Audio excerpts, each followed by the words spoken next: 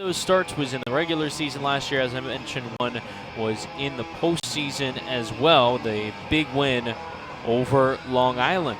So hopefully for the Patriots, you get much of the same, but you also need that offense.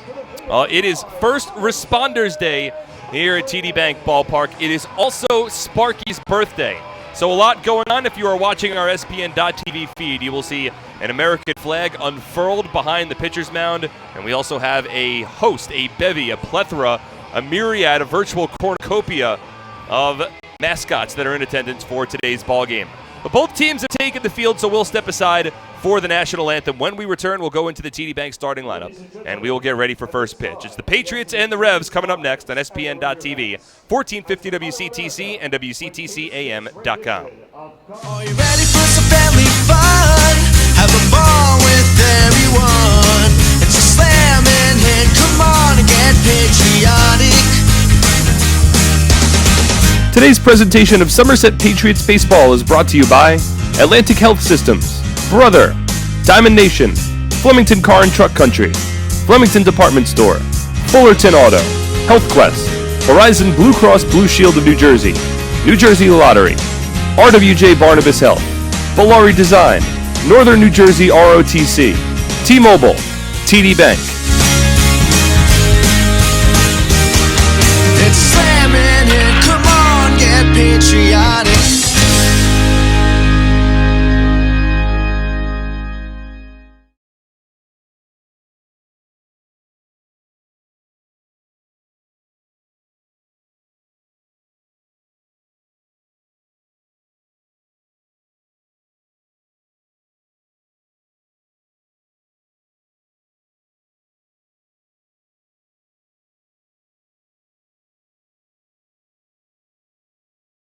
So many good options. Man, I'm hungry. Ooh, let's do healthy today. I think that'll work. The healthy plate. What do we have here? So many good options. What do I choose? We have veggie burger, turkey burger, fruit cup.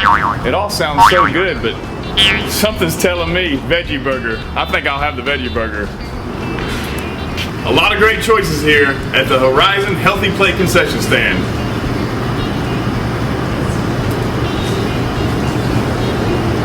That's a tasty burger.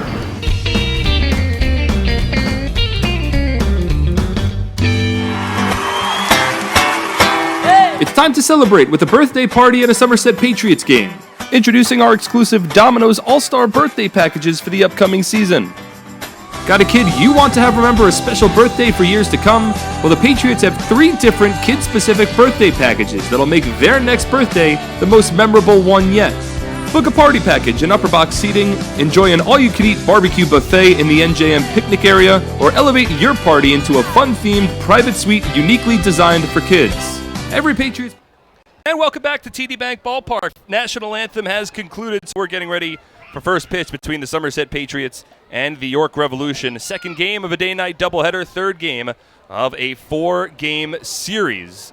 Time now for those TD Bank starting lineups. At TD Bank, expect unexpectedly longer hours that fit your schedule, including weekends. And with 24/7 access through online and mobile banking, you can bank whenever, wherever. TD Bank, unexpectedly human, member FDIC, TD Bank, NA.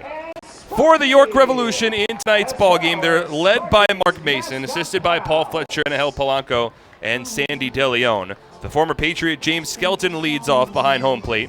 Henry Castilla moves up to the 2 spot. At second base, Telvin Nash, the 3 batter, also the team's DH. Hitting 4th at first base, Isaias Tejeda. At third base, hitting 5th, Carlos Franco. Wellington Hotel in right field, batting 6th. Melky Mesa drops down to the 7th spot in the order, in left field, hitting 7th. It's Zach Sullivan, the starting center fielder, batting 8th, and Alvaro Rondon rounds up the order at short. He hits 9th as they work against Bobby Blevins on the mound for the Patriots. Blevins, his first appearance with Somerset this season, but as we mentioned off the top, his second season with the Patriots, 8th in the Atlantic League. He's also spent time with Sugar Land and Long Island. Blevins has been throwing some in a men's league back in New York. And for the Patriots, hoping they get numbers that he was able to post his last time out for Somerset in Game 5 of the Liberty Division Championship Series against Long Island. Delivered 6 innings, gave up 7 hits, but just 2 runs, 2 walks, and 6 Ks. Well, Blevins throwing his warm-up pitches right now, wrapping that up. He's wearing number 17 as his Patriot number for tonight's ballgame, as the exposed navy blue socks with red and white horizontal stripes, and I believe he's the first pitcher for the Patriots this season to rock the stirrups. I haven't seen stirrups on anyone that I can think of. I think Will Kenger had stirrups for a bit. Did he? But got to be a fan of a pitcher rocking the stirrup. Oh, you gotta love it. If you're looking for a way to change the mojo, you turn to the stirrups. So Blevins finishing up his warm-up tosses and having a conversation with Patriots manager Brett Jody before the ball game. The leash will be a little longer than you might think for Blevins. We're looking anywhere between 75 and 85 pitches. Remember, the Patriots bullpen thin, the starting rotation thin, so they need length out of their starting pitcher, and they hope to get just that out of Bobby Blevins tonight. So the righty done with his warm-up pitches, crouches down behind the rubber, and gets ready for his first start in professional baseball for the 2019 season. And he'll work up against James Skelton, who begins today's ball game for the Revs at the plate, a left-handed hitter. And Blevins will work from the windup. Here's the first pitch of the ball game. It's taken low, and we are officially underway. A 7:09 p.m. first pitch.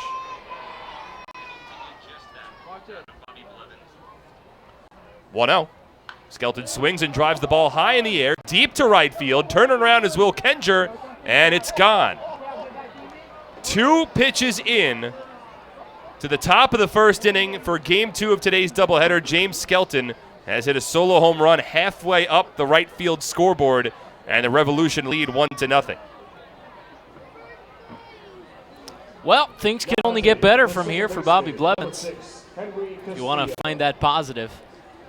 First pitch from Blevins missed low. The second one hung a bit. And James Skelton, another long-time Atlantic Leaguer. These two have known each other very well for quite some time. And it is Skelton who gets the better of Blevins in that first exchange. A solo home run, 2 batters in. So the Revolution lead 1-0. And now Henry Castillo, a switch hitter, batting from the left side, steps to the plate. First pitch. Swung on a hard hit line drive over Blevins into center field. And it's a base hit for Castillo. First 2 batters of the ballgame for the Revs have reached base. And a runner at first with nobody out. So the defensive alignment for the Patriots in the outfield. Couple of changes. Scott Kelly gets the start in left field. Justin Pacioli plugged back in at center. A late change to the Somerset Patriots lineup. Initially, Ramon Flores was hitting leadoff in center. And Flores is out of the lineup. We'll get more information on that probably in the days to come. And then it's Will Kenger in right field. Along the infield, back in the lineup, back starting tonight for the Patriots is Ray Navarro. He's at third base. Alfredo Rodriguez, the shortstop. Craig Massey at second. Edwin Espinal at first. And Jovan Gonzalez behind the plate. As the first pitch to Telvin Nash is grounded foul, 0-1.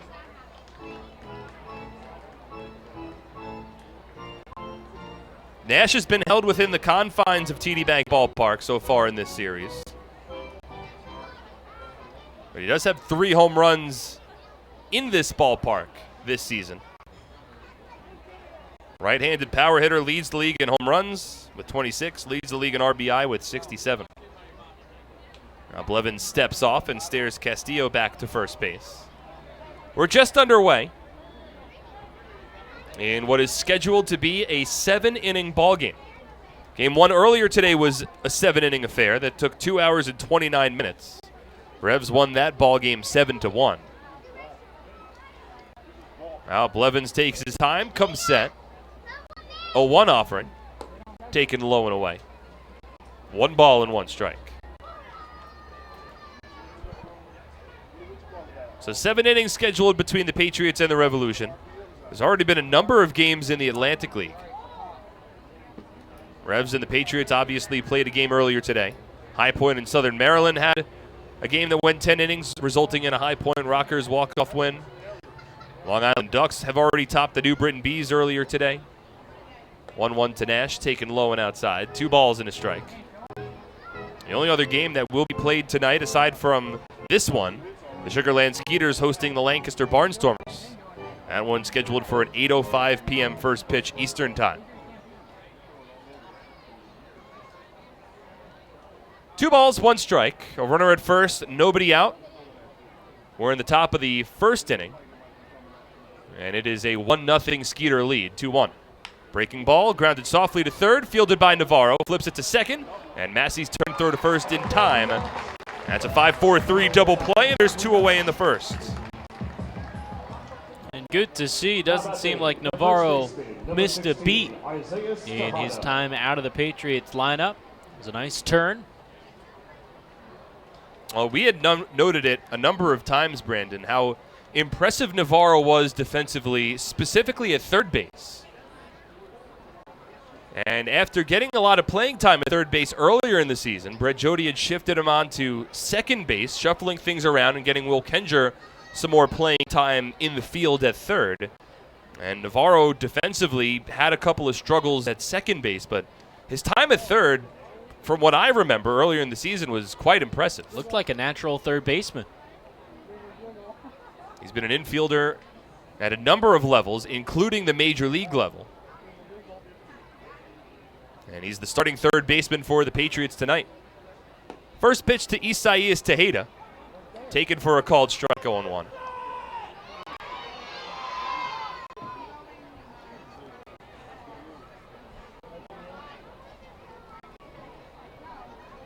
Tejeda, a cleanup batter, hitting .354, leads the league in batting. 12 home runs, 50 RBI. Right-handed hitter, gets underneath one, and flares it out to left center field. Justin Pacioli underneath it makes the catch, and that retires the side.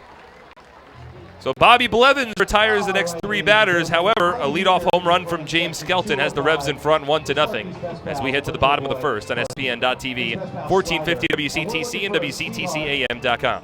As a personal trainer, I thrive on guiding my clients to good health. When I was told I needed both hips replaced, I turned to the network of experts at Atlantic Health System. I was able to see my orthopedic surgeon in Sparta, right near my home, and received exceptional care at Morristown Medical Center for my surgery. I was able to teach, motivate, and inspire again. Where you go for orthopedic care matters. Atlantic Health System, because every moment is a moment that matters. Somerville Aluminum is proud to announce our greatest remodeling project yet. Valari, new name, same great company.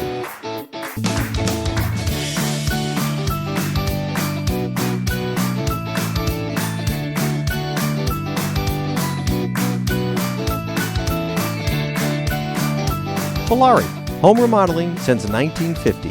Visit ValariNJ.com to learn more today. You're under 18, so you're not going to be a part of this, but you guys are. Fans 18 and older, pass them down. They are scratch-off tickets. Take one, pass it down. And this is our lucky row of the game, heading all the way down there, where one lucky row will try and win some cash. Remember, fans, anything can happen in New Jersey. Give it up for the New Jersey Lottery Lucky Row. Good luck. Bottom of the first inning, scoreless between the Somerset Patriots and the York Revolution. Time now for the TD Bank starting lineup. It's not scoreless. The Revs are leading 1-0 on a James Skelton solo home run. Justin Pacioli leads off for the Patriots, followed by Will Kenger and Jovan Gonzalez in the home half of the first. Edwin Espinal hits 4th. He's the Raritan Building Services cleanup batter of the ballgame. Ray Navarro bats 5th, Craig Massey 6th. Alfredo Rodriguez 7th, Scott Kelly 8th. And Gabriel Bracamonte is the team's designated hitter. He hits 9th as they work against the righty Julio Eusebio on the mound for the Revs. Signed on the 19th of July, so he's been with the team for just under 2 weeks. He appeared earlier in the season in 3 games for Quintana Roo of the Mexican League. This is his 4th appearance for the Revs, first start, and through 4 innings pitched has a 2.25 ERA. We knew it would be a bullpen day for the Revs. And so we're not exactly sure how much length to expect from Eusebio. So the righty works from the windup, and the first pitch to Pacioli. Shows bunt, pulls it back, and takes a first pitch fastball in tight, 1-0. The umpires for today's ball game, Brian DeBrouwer calling balls and strikes. Tom Gandolfo over at first, Scott Hart, the third base umpire. Now the 1-0. Fastball called to strike. 1-1's the count.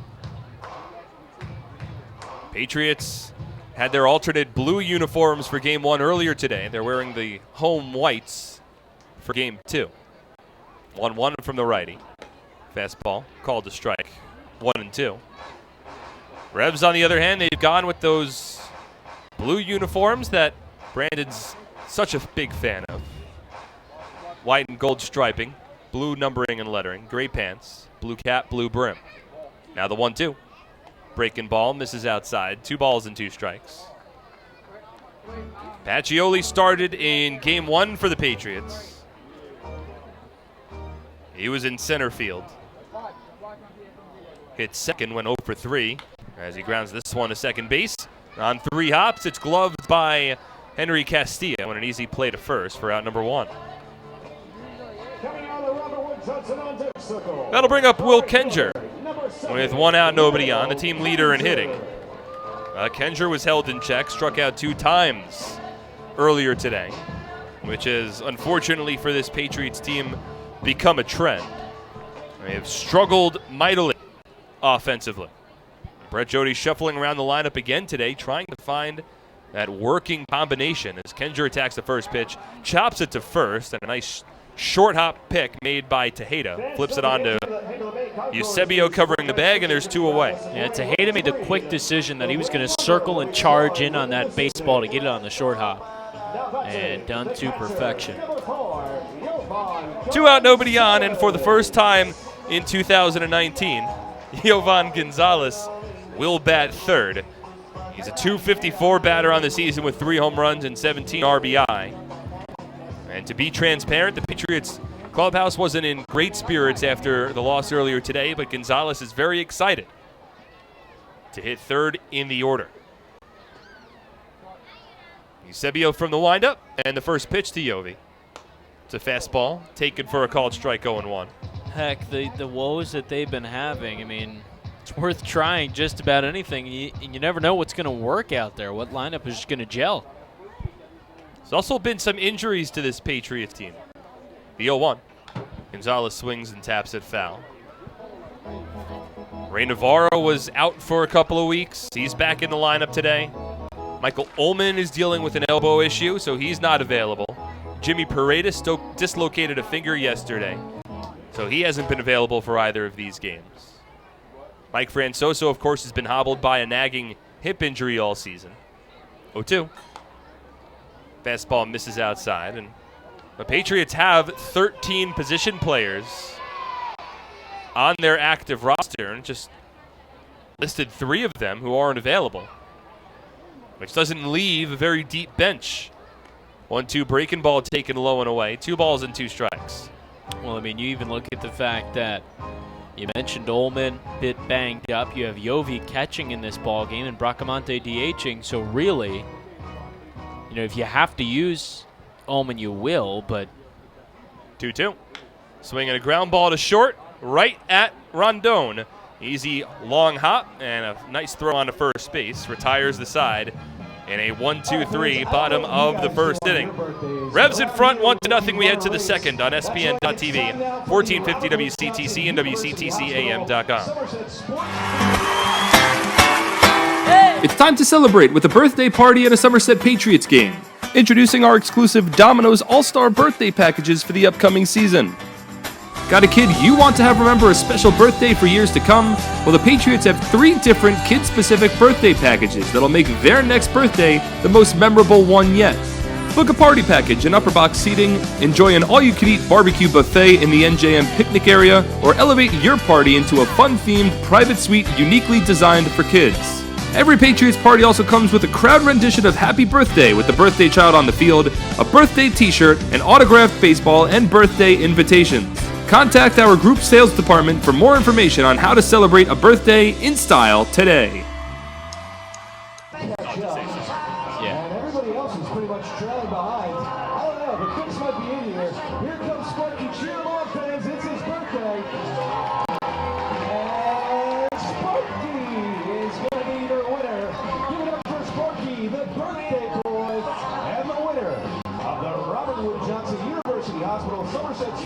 Physical Therapy and Performance Center, Sparky Birthday Dash. Congratulations, Sparky fans.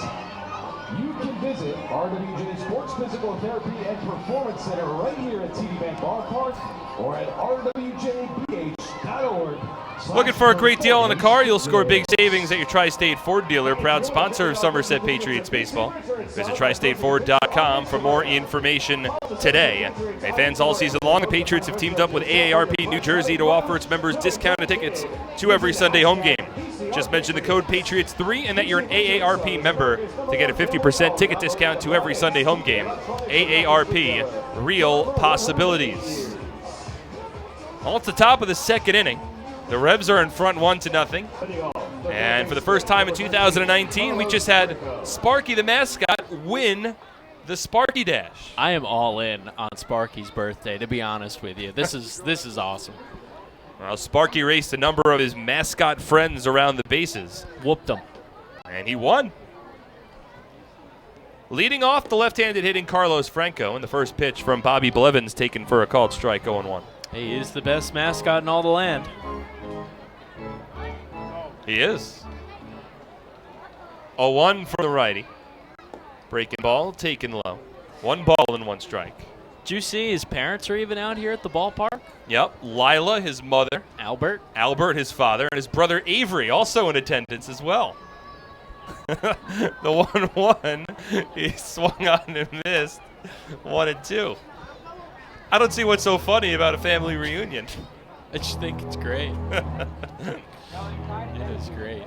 Number of mascots from number of different types of organizations in attendance. Yep. We've had some TD Bank, Mr. T from Yep. TD Bank, a big partner of the Patriots, is here. Bundles the Penguin from the Somerset County Recycling. Melvin, even all the way from Lehigh Valley, made the trip. 1-2 is a breaking ball grounded to the first base side foul. Got the mascot Shadow from Monmouth University. Yep. The Princeton Tiger is here. The mascot for the Lakewood Blue Claws, the Rockland Boulders. A job well done by the Patriots intern staff. 1-2 to Franco, misses inside as he jumps out of the way, 2-2. But really, I mean, all you got to do is just put out the invitation, and so many different mascots from around the area love Sparky. They want to be able to celebrate his birthday.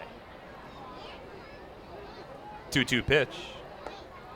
It's taken low, 3 balls and 2 strikes. I think one of the most fun things about it is sending out the emails and hearing back, and everybody is excited from all these different organizations. Sparky's great. He's the best. Blevins from the windup. 3-2 breaking ball. Called strike 3.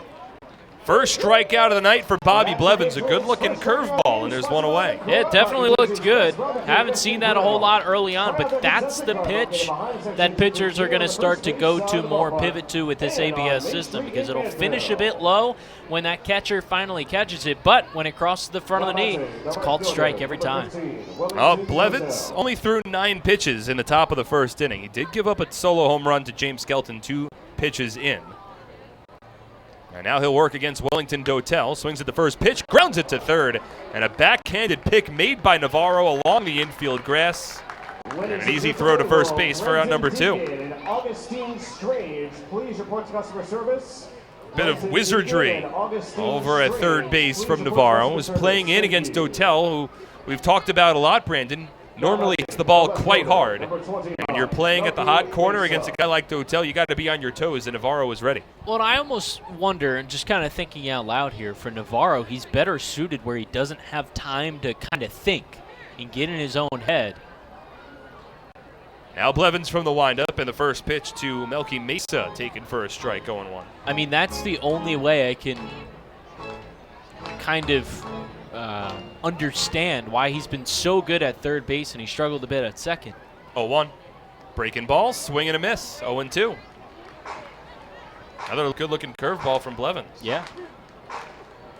2 out, nobody on. We're in the top of the second inning. Revs in front, 1-0.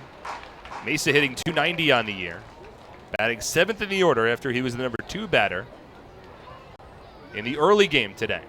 Imagine showing up to your men's league game and Facing a guy like Bobby Blevins or Ryan Kushmal, who was thrown out in Wisconsin earlier. Fastball just misses outside. 1 ball and 2 strikes. Looking to just have some fun and get away from things for a while. Instead, it's probably getting mowed down. Well, Blevins has been a member of this league for a long time. He sort of knows the ins and outs of it. From the windup, the 1-2. Breaking ball, didn't have a lot on it. Skips in front of home plate, 2-2.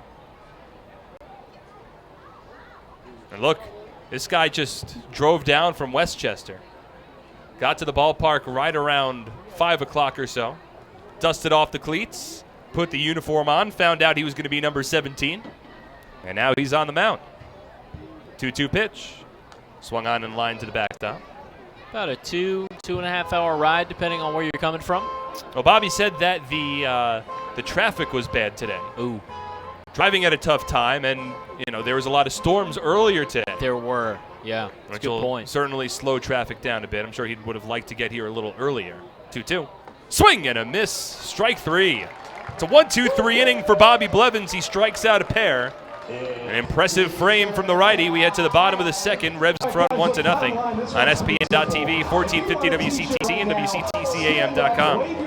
At Flemington Car and Truck Country, we've been satisfying customers for over 40 years, providing selection with 16 manufacturer brands plus over 500 available certified pre-owned vehicles.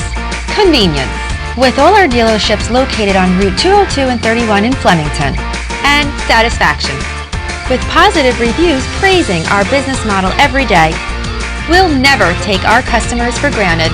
Flemington Car and Truck Country. Every day, we're here for... Happy with this year's tax refund? Probably not. Well, Flemington Department Store can't change the tax law, but can make things less taxing by crediting you double the sales tax on most top-quality brand sofas, chairs, recliners, bedroom and dining room sets, proudly showcased in Central Jersey's largest showroom. That's right, Flemington is paying your sales tax plus giving you a matching credit when you buy furniture, plus free delivery. The double sales tax credit event is going on now, only at Flemington Department Store. I need to hear some noise. And guys, we got one left. Let's hear it. One big break. What do we got?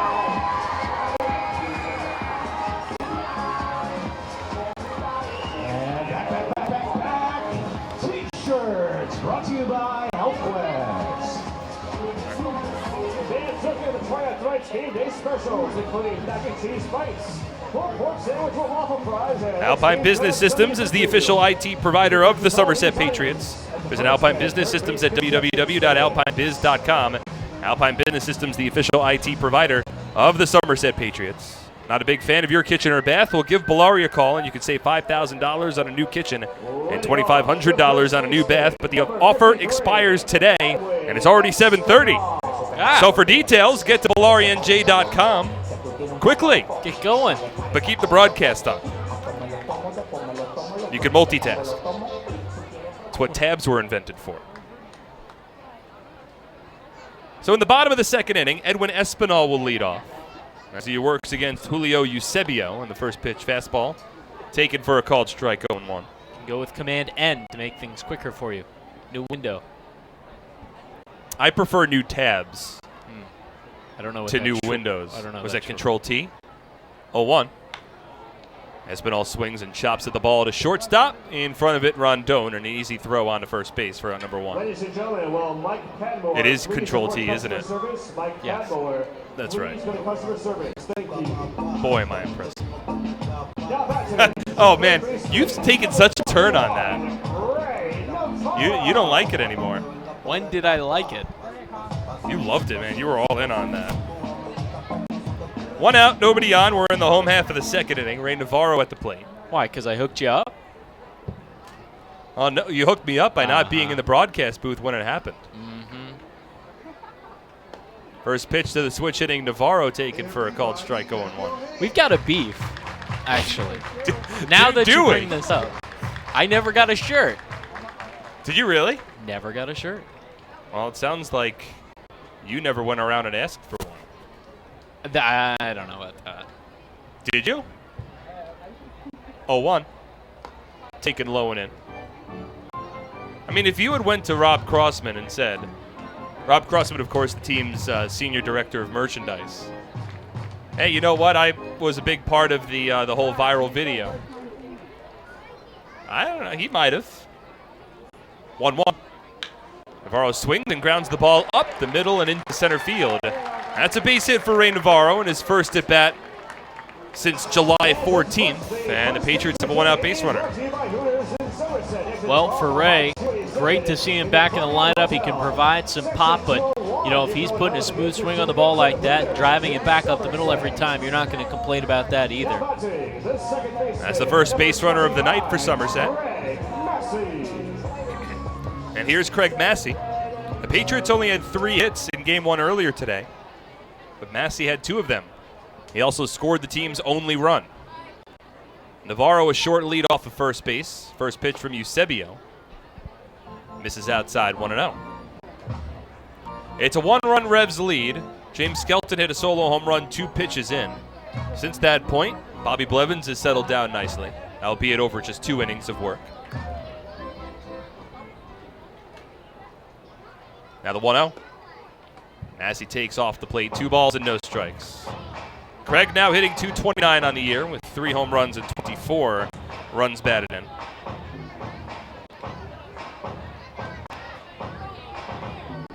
Also 13 stolen bases. That ranks tied for 3rd on the team as he takes the 2-0 off the plate, 3 balls and no strikes. Well, it's Eusebio on the mound, and we know that the Revs bullpen will have a lot of work in tonight's ball game. It's just a 7-inning game schedule. But Eusebio hasn't had a lot of multi-inning efforts this season. 3-0. Misses up and away, ball 4. So that's the first walk allowed by Eusebio. And the Patriots have runners at first and second, 1 away in the bottom of the second. It's one of the opportunities where pressure is kind of on that Patriots offense because of their lack of production and almost makes it more difficult. So you got to stay out of your own head, keep things simple, and I think the approach has to be early in counts, swing the bat. You get a good pitch to hit. Here's Alfredo Rodriguez. He likes to attack early, and he swings at the first pitch, pops it up, foul down the first base line, out of play.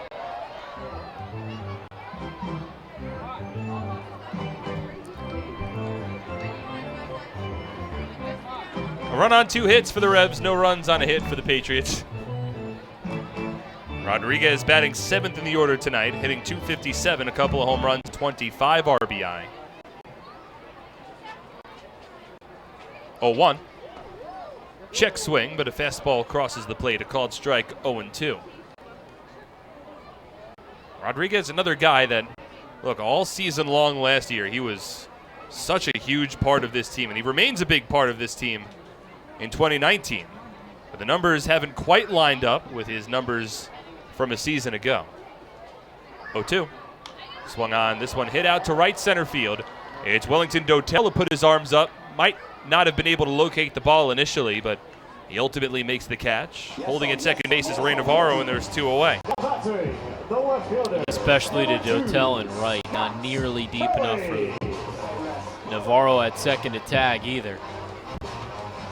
So now Scott Kelly, the batter, hitting 8th in the order.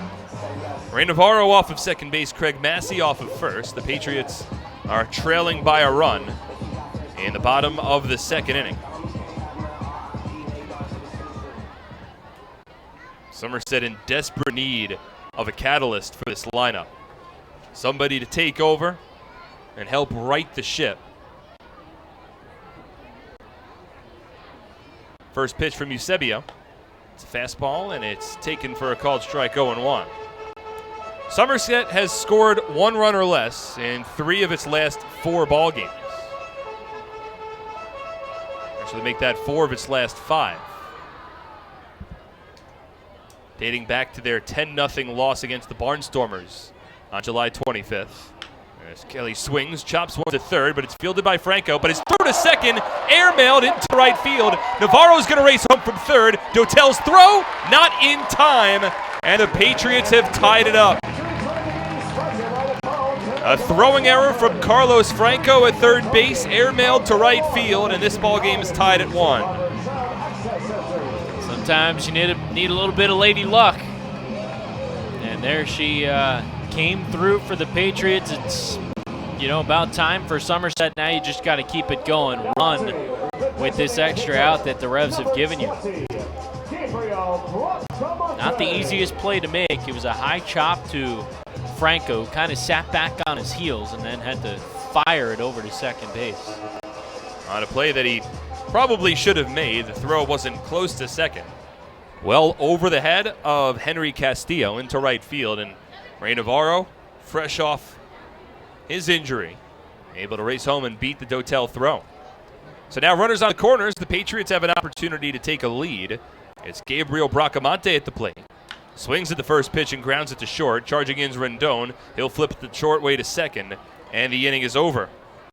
However, the Patriots tie it up. It's a run on one hit, one big error, and 2 runners are left on base. We're tied at 1 as we move to the third on SPN.TV, 1450 WCTC and WCTCAM.com. Presenting the lowest car prices you've ever seen. Wow pricing. Only on Fullerton.com. It'll blow you away. If you want the best deals on all new cars and trucks, don't miss Fullerton's absolutely enormous spring clearance event. Get the lowest prices on our entire new inventory all month long. This month only at Fullerton. For over 85 years, in every county across the state, we've protected the health of New Jersey, covering families and businesses through life's big moments and the small ones. Because we don't just work here, we live here too. Over 5,000 local employees, all with the same purpose, taking care of you.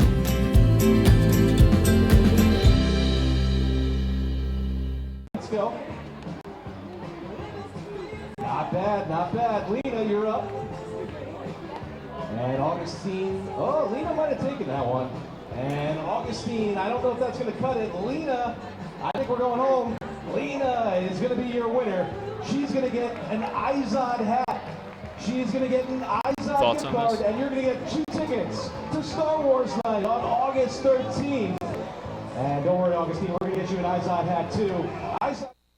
Help during the game or have any questions, you can simply text us at 908-252-0700 and we'll get back to you. For over 100 years, Carrier Clinic has offered a wide array of specialized behavioral health services for individuals throughout New Jersey. Visit carrierclinic.org today. And are you shopping for a new car? We'll hit a home run with all the great deals available now at your Tri-State Ford dealer. Proud sponsor of Somerset Patriots baseball. Visit tristateford.com today for more information. This ball game's tied at 1 after a throwing error by Carlos Franco in the home half of the second inning. So we're back to square one, and here's Bobby Blevins on the mound. At 23 pitches through 2 innings. His first one to Zach Sullivan, taken for a called strike 0-1. Blevins, throughout the course of his career, he's always been a strike thrower.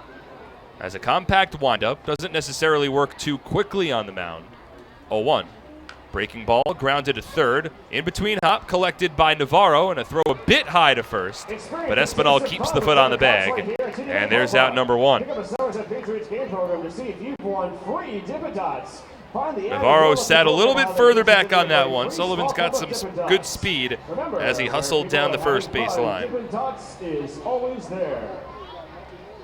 That's now 5 in a row set down from Blevins, ever since the 5-4-3 double play induced from Telvin Nash back in the first inning.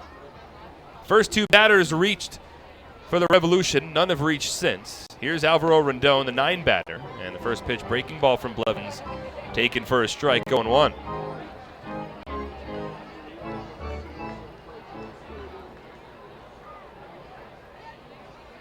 Now the 0-1 from the righty. Breaking ball, grounded foul, first base side. No balls and 2 strikes. We've already mentioned a couple of spot starts that Blevins made successfully for the Patriots last year. One in the regular season, one in the postseason. 0-2 to Rendon.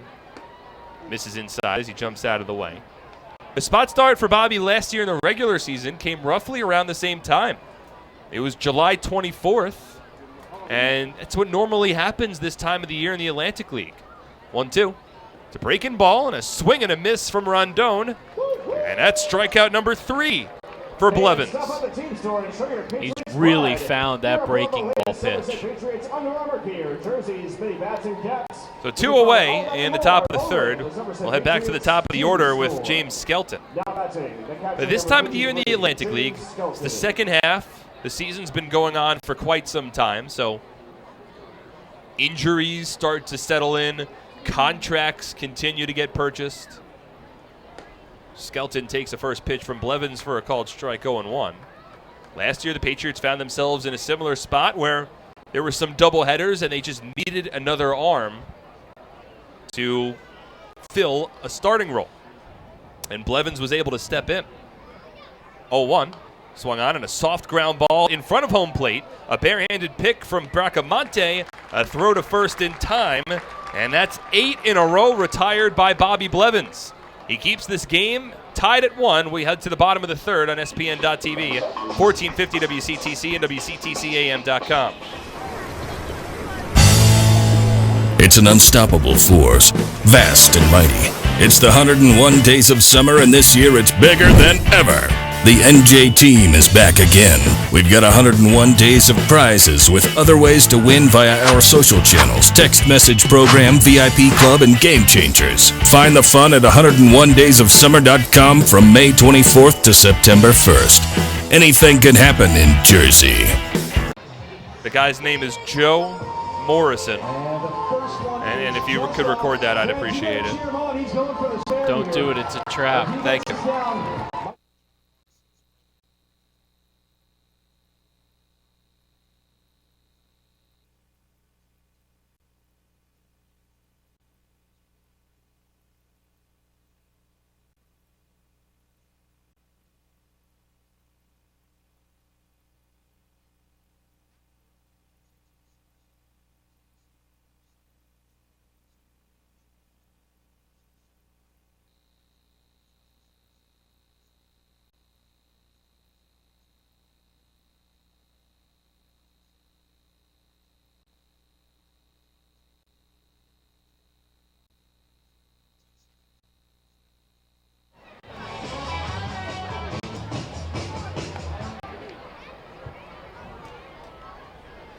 Hey, fans, would you like to receive exclusive merchandise and tickets to games? Then become a member of the Somerset Sluggers Kids Club. It's only $15.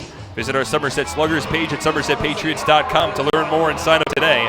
Patriots would like to thank Children's Specialized Hospital for their support of the 2019 Somerset Sluggers Kids Club. Diamond Nation, located in Flemington, New Jersey, is the premier baseball and softball facility in the Northeast and is home to the Jack Cuss Baseball and Jenny Finch Softball Academies.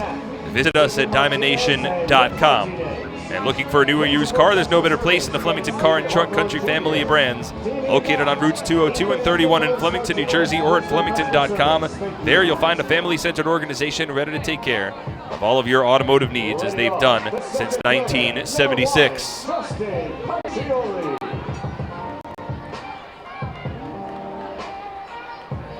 Justin Pacioli to lead off in the bottom of the third. A run on 2 hits, 1 error for the Revs, 1 run, 1 hit, and no errors for the Patriots. First one from Julio Eusebio, who remains on the mound. It's taken for a called strike, 0-1. Eusebio is at 26 pitches through 2 innings. Allowed an unearned run in the home half of the second on a costly throwing error by the third baseman Carlos Franco. 0-1 to Pacioli. Spiked in the dirt. 1 ball and 1 strike. Bobby Blevins is at 31 pitches through 3 innings. Has twice tossed single digits in an inning. Had a 9-pitch first and just finished up an 8-pitch third. 1-1 from Eusebio.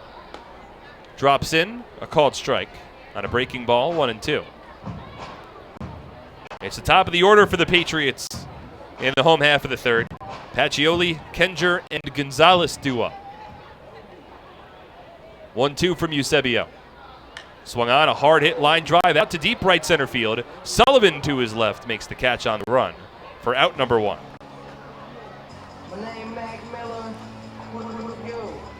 So 1 out, nobody on. Will Kenger will step in. We do have a programming note. We'll have an interview in the top of the 4th inning of tonight's ball game. We'll be joined by Joe Morrison. He is the CEO and founder of Right to Breathe, nonprofit organization who is doing a good deal of fundraising at the ballpark today.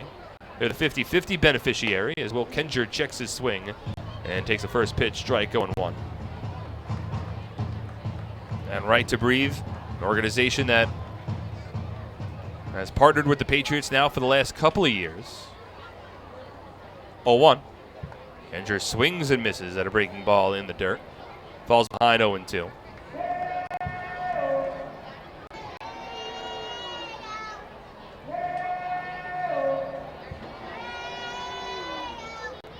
They're a nonprofit organization based in New Jersey. 0-2. Misses outside, 1 ball and 2 strikes. They have a mission to improve the quality of life for those that live with respiratory difficulty, illnesses, or diseases. They manage the Right to Breathe project. 1-2. Swung on and scooped in the air out towards right center field and deep. Sullivan to his left and once again tracks it down.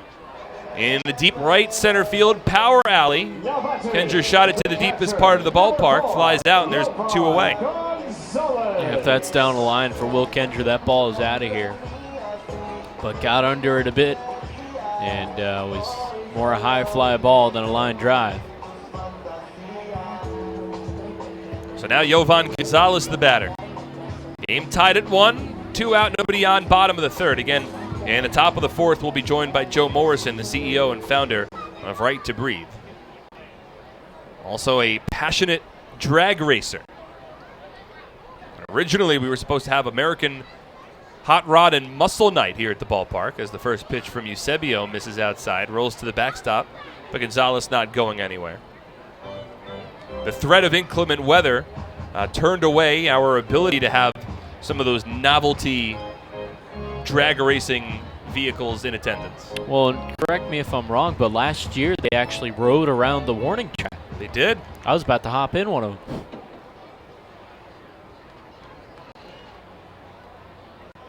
Eusebio from the windup. 0-1 to Gonzalez. Hard hit ground ball, back up the middle into center field.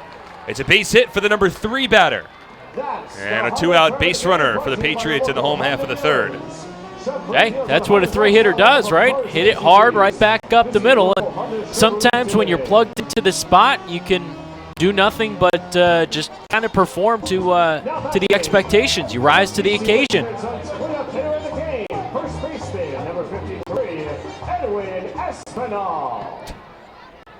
Now Edwin Espinal, the batter.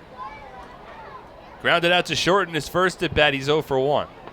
Gonzalez off of first base. And Espinal takes a breaking ball, called a strike, 0-1. How about that bottom glove from Espinal? It's like a neon orange. Both of them, Both of them. It looks like right around the knuckles.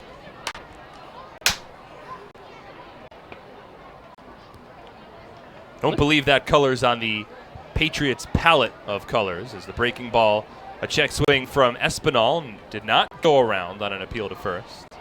1-1. Hey, everything you can do to try and change that mojo. You change up the batting gloves, all those kinds of things. They contribute. Yeah. Well, it's like when the Mets traded for Yoenis Cespedes a couple of years ago, and he brought the parakeet neon yellow swing sleeve. Breaking ball to Espinal, called a strike, 1-2. Not necessarily in the palette of colors for the Metropolitans, but it became a big sensation. And we were just talking about hot rods. Didn't he ride into spring training on one? He did. He had that crazy, I don't even know what to call it, like a tripod motorcycle kind of thing. 1-2. Ooh, up and in. Fastball got away from Eusebio, and backing off the plate goes Espinal, 2-2. Now the Patriots in need of a change of momentum, in need of something that's going to spark this club. Espinal's got a big personality. A couple of big hits from El Poco could lighten the mood and motivate some of the teammates. Got to feel that positivity. 2-2. Breaking ball in the dirt, blocked by Skelton. 3 balls and 2 strikes. You know, sometimes you can just get that vibe in the ballpark, and right now, I'm telling you, man, it's feeling pretty positive.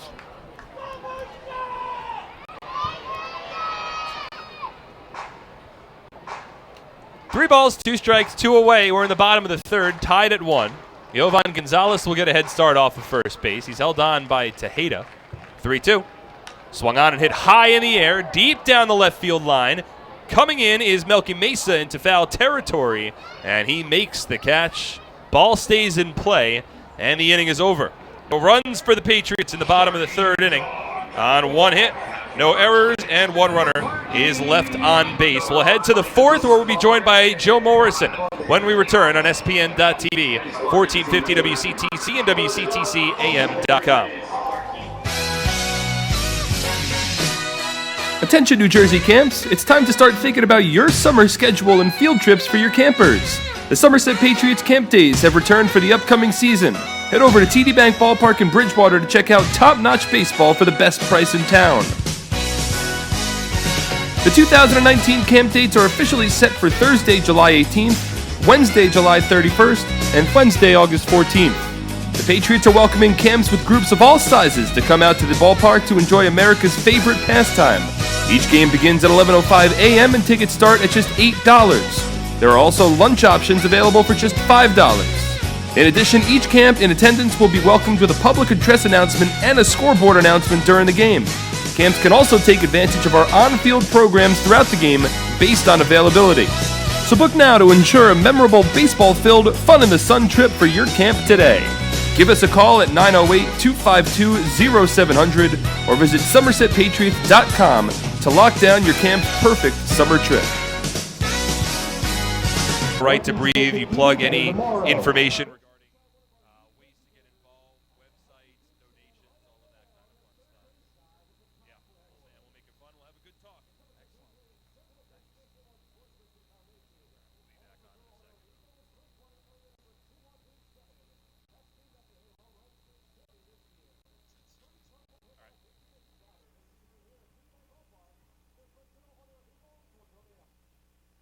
Charity. Tonight's charity is the Samaritan Homeless Interim. It's the top of the fourth inning at TD Bank Ballpark. The Patriots and the Revolution are tied at 1. My name's Mark Schwartz, and I have the pleasure of being joined on the air live by Joe Morrison, the CEO and founder of Right to Breathe. Joe, it is a pleasure having you on the air again this year. Mark, it's great to be back. Thank you very much. Always glad to be back here at TD Bank Ballpark and get to watch our beloved Somerset Patriots. Oh, we're certainly happy to have you guys back here for year 2, I believe, right? That's correct. Yeah, it's our second time back. We were really excited to come back and kind of continue our Home Runs for Healthy Lungs campaign. It's Bobby Blevins on the mound for the Patriots, goes up against Henry Castillo. First pitch misses low, 1-0. So for our listeners out there who, we'll start off with Right to Breathe as the organization. This one's topped foul. For those of our listeners who might not know too much about Right to Breathe, can you talk a little bit about your organization and what it is exactly that you guys do? Absolutely. So we are a 501c3 nonprofit. We provide free lung screenings for people at risk for lung disease. We provide patient support for people that are living with lung disease, such as asthma, COPD, or pulmonary fibrosis. Castillo grounds a base hit into center field, a leadoff base runner for the Revs. And we also provide education. Our Home Runs for Healthy Lungs campaign is designed to go, when I go into schools and talk to kids about the dangers of nicotine addiction. Vaping is a big problem these days, and it really is being sold as being safe, and it really isn't. And so we go in and educate kids to follow their dreams, to do what they love to do, and don't get bogged down in nicotine addiction or any other behaviors that are going to get in the way of them doing what they really love to do in life. So the schools that you have partnered with, is it all different levels, high school, middle school, elementary school? Yeah, typically it is later in elementary school, fourth, fifth grade, and then middle school and high school. Telvin Nash at the plate, and first pitch from Blevins, a breaking ball, misses outside. 1-0. Henry Castillo at first base with nobody out. Top of the fourth, game tied at 1. We're joined by Joe Morrison, the CEO and founder of Right to Breathe, a partner of the Somerset Patriots, doing a good deal of fundraising in attendance today. 1-0 to Nash, misses low. 2 balls and no strikes. You bring up vaping, and, of course, Right to Breathe has, so many arms into the discussions about lung disease and how to prevent it, and vaping's become such a big thing these days across so many teenagers, and you mentioned it. It's mentioned as an alternative to smoking that's healthier, and you say that not necessarily is the case. No, it can be used as a great way to quit smoking, and I do know that people have done that.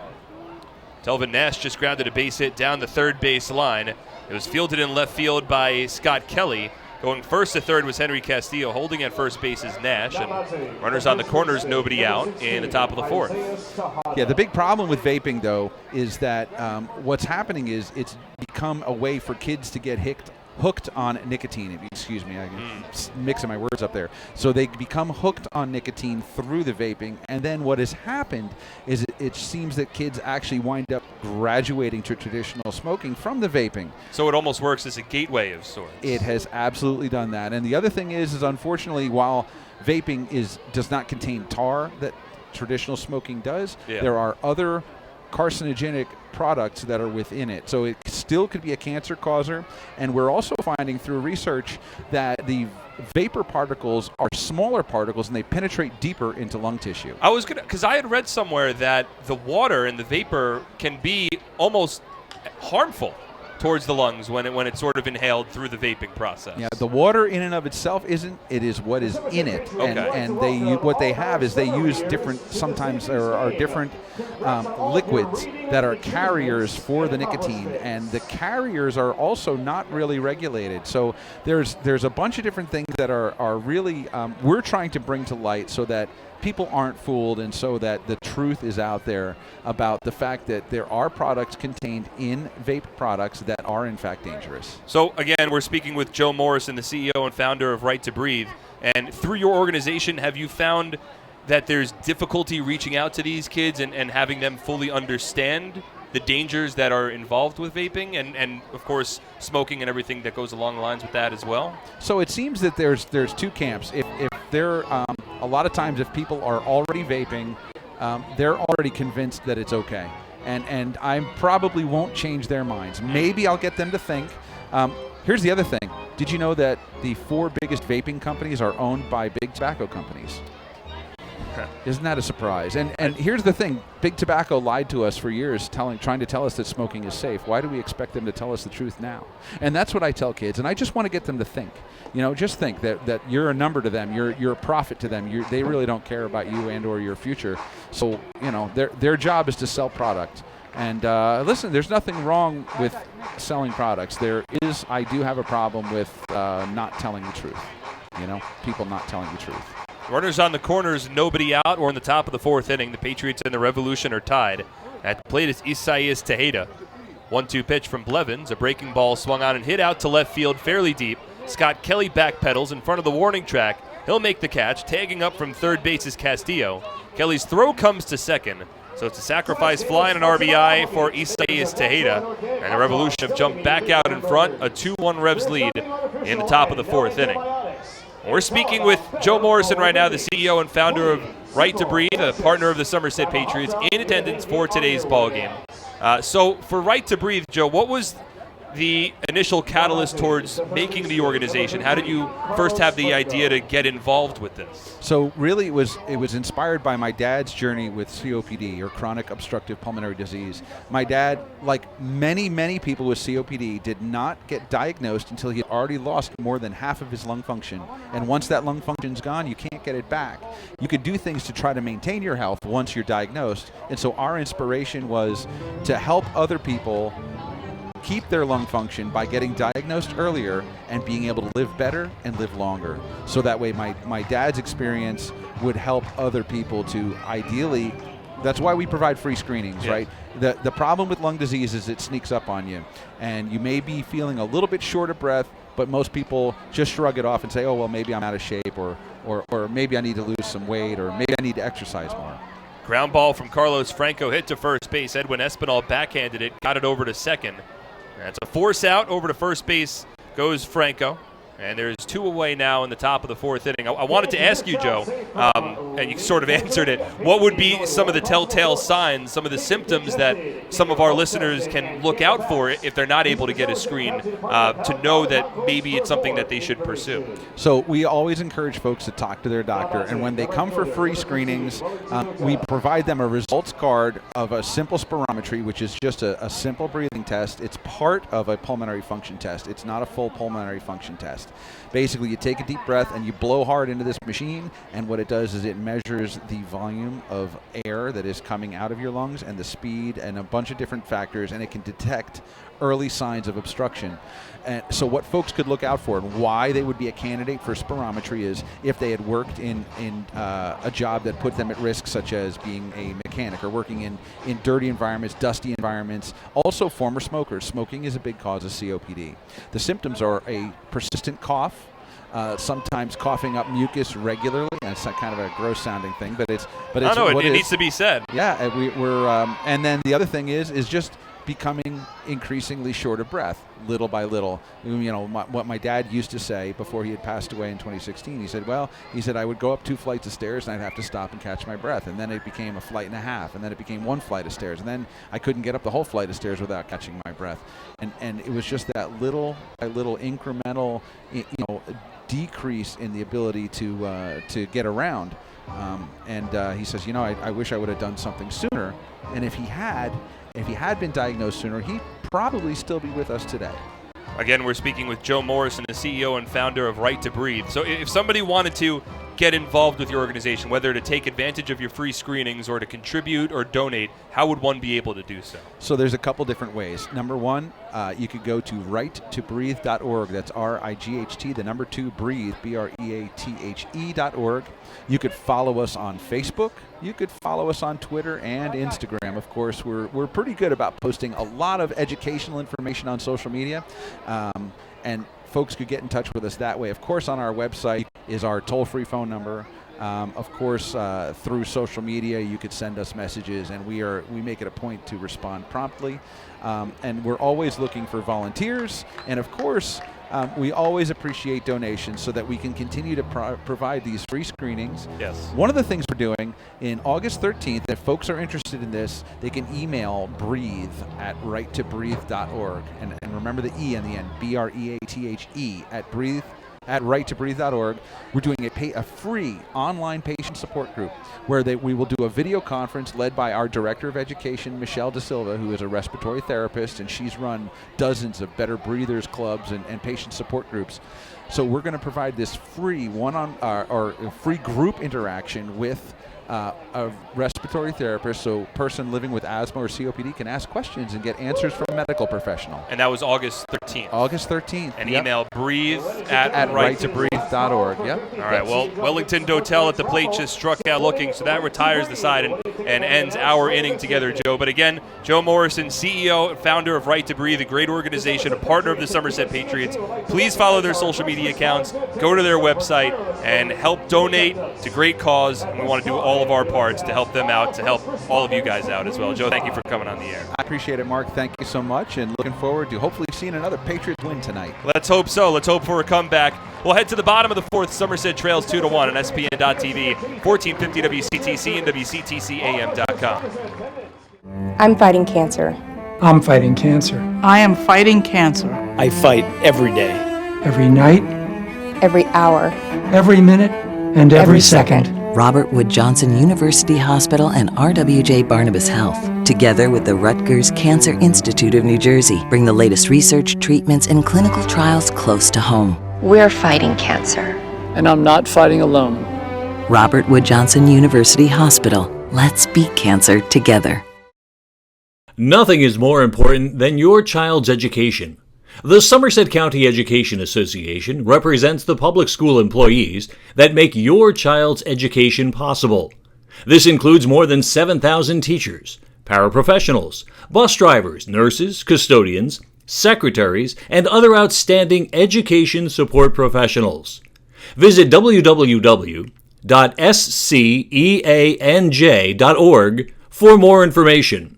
Together, we can prepare our children for the future. Milltown Police Department. By the way, I got to step out to see somebody once I hand it off to you. Is that okay? Forest Minutemen First Aid Squad. Nishanik Volunteer Fire Company. Leading off the third baseman, number 21. It's the bottom of the fourth inning at TD Bank Ballpark. Patriots trailing the York Revolution 2-1.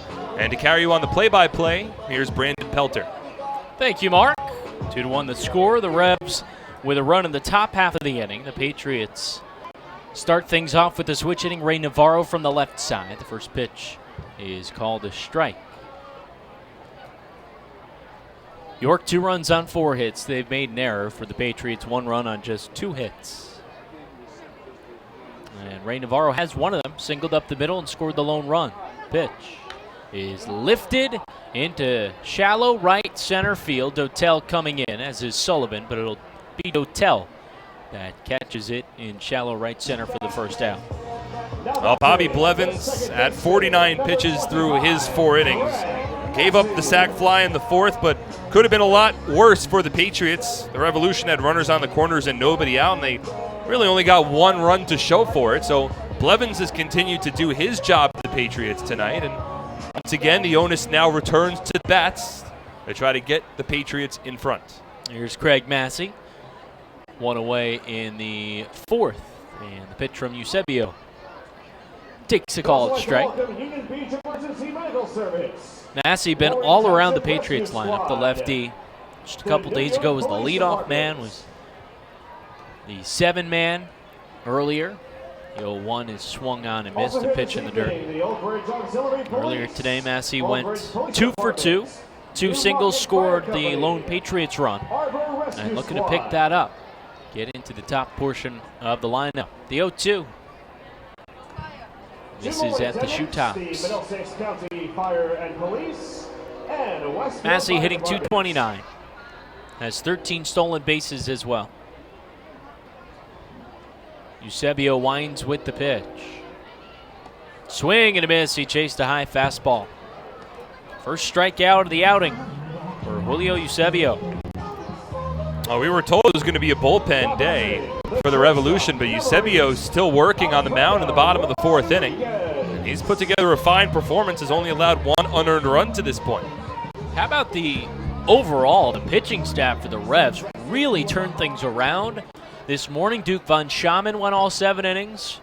Right now, Eusebio threw 3 2/3 as he throws to Alfredo Rodriguez. A first pitch fastball served on the outer half. Well, coming into the series, all we would talk about is this Revolution lineup and how dangerous they can be. Well, they won a 3-1 ball game last night, and they're winning a 2-1 ball game tonight. 0-1 skips in the dirt. So, they're winning games that would be more along the lines of the games that the Patriots would prefer to play, not high scoring, coming down to pitchers' duels. They've adjusted to this type of a game here in Somerset, and they've still been able to find ways to win. The 1-1 pitch is hard hit, but well foul, right near Mike Francoso, third base coach for the Patriots. And heck, even this morning, it was a 1-1 ball game at the start of the 5th inning of just a 7-inning ball game. And another reminder that tonight also we are playing 7. So more than halfway through. Eusebio winds and delivers.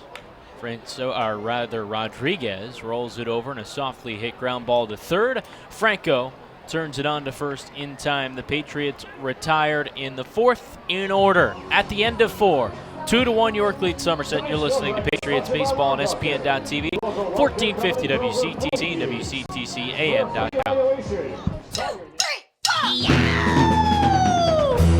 Nailed it! Now let's go play some Quick Draw. Quick Draw!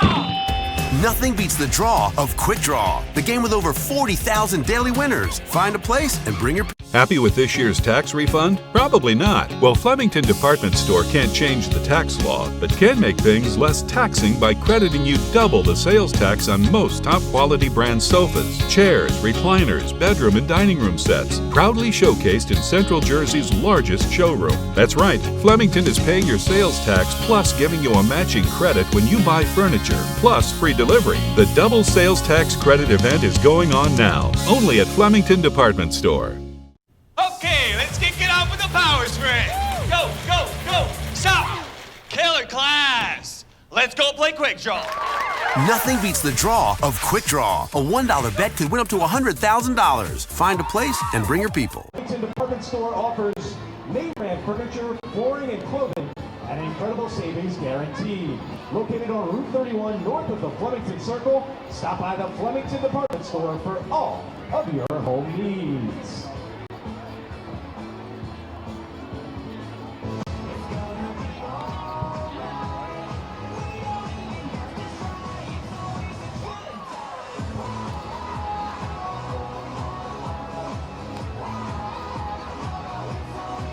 Looking for a great deal on a car, you'll score big savings at your Tri-State Ford dealer, proud sponsor of Somerset Patriots baseball. Visit tristateford.com for information today. We're on to the 5th inning, 2-1 York in front of Somerset. And still Bobby Blevins on the bump for the Patriots. Blevins at 49 pitches. And can't imagine he goes a whole lot longer into this game, but if he can give Somerset 5 strong innings, boy, you can't have asked for much more. Blevins will face Mesa, Sullivan, and Rondon. 7-8-9. Mesa chops a foul ball toward the Revs dugout foul. Melky Mesa, along with the rest of this Revs lineup, is a power threat. 13 home runs this season. The 0-1. Swung on. He turned on a fastball and lined it into the Revs bullpen foul. Down the left field line. So no balls and 2 strikes. Those 13 home runs from Mesa, good for 2nd on the team, behind Telvin Nash, as the 0-1, a breaking ball just misses. It was on the inner half. Mesa just smiling, shaking his head. Might have been fooled on that. 1-2. Pops up a breaking ball, shallow left field. Kelly went to his left, now he's coming in, and he will make the two-handed catch for out number 1.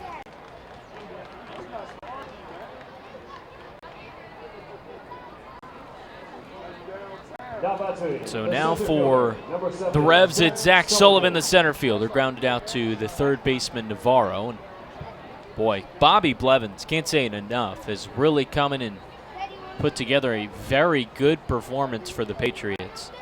Thus far, allowing just 2 runs on 4 hits. The pitch. Sullivan swings and lifts a breaking ball down the right field line. Foul ground. Kenger ranging over with Massey and Espinal, and it will evade all of them. And it looks like it landed just inside the lawn seating area. Enter to win 4 tickets to the Coca-Cola Suite at Citizens Bank Ballpark in Philly.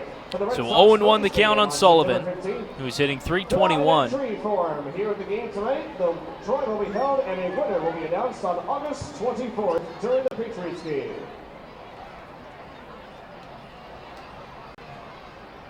Sullivan with the 2-tone bat into the right side in the 0-1. Swung on and rolls it up the third base line off the glove of Navarro, and that'll trickle into left field. Sullivan turns hard around first. He slides into second base safely, and that should be an E5 on Ray Navarro. It was a slow hit ground ball up the line. Navarro was there, backhand, and just came up empty.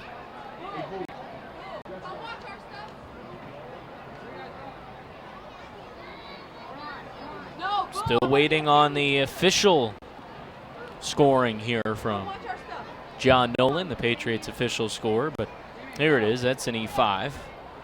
So now Sullivan to second base. And Navarro looking for the bunt from the speedy Rondon. First pitch, he squares and fouls it off of Gonzalez at the plate. Rondon hitting just .211. With Sugarland earlier in the year, hit .117. And now with York up to .222 in 23 games with the Revolution.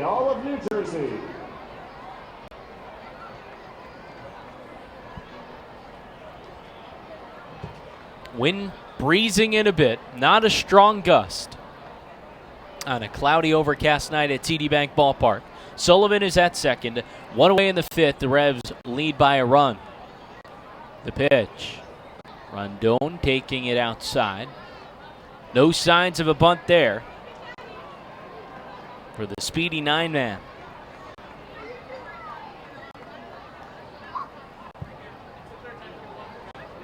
Blevins from Briarcliff, New York, comes set in the 1-1.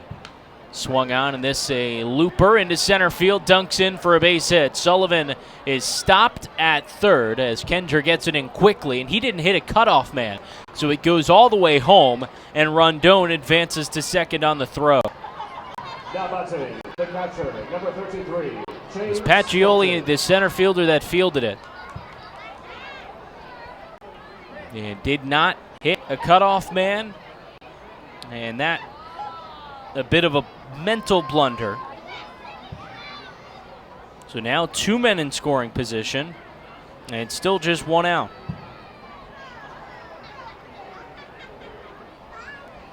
Revs are already up by a run, and the Patriots infield will come up for the dangerous one-man James Skelton. Already homered tonight to start the game. And the pitch, swing and a miss. Celebrating Sparky's birthday at the ballpark, we've got Melvin from the Lehigh Valley Phantoms right in front of us, shooting some silly string at fans.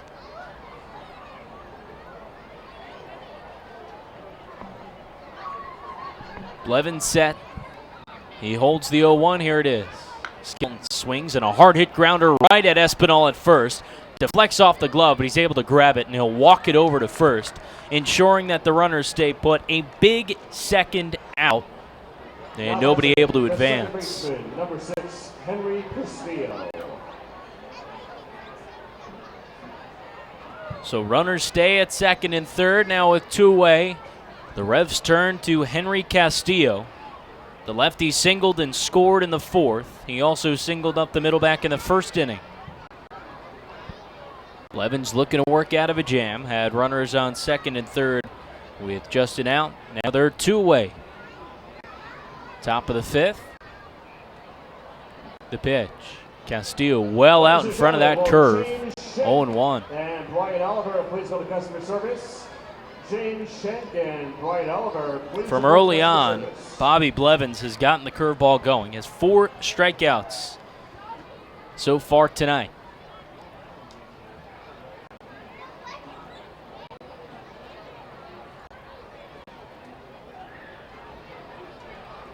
A 1.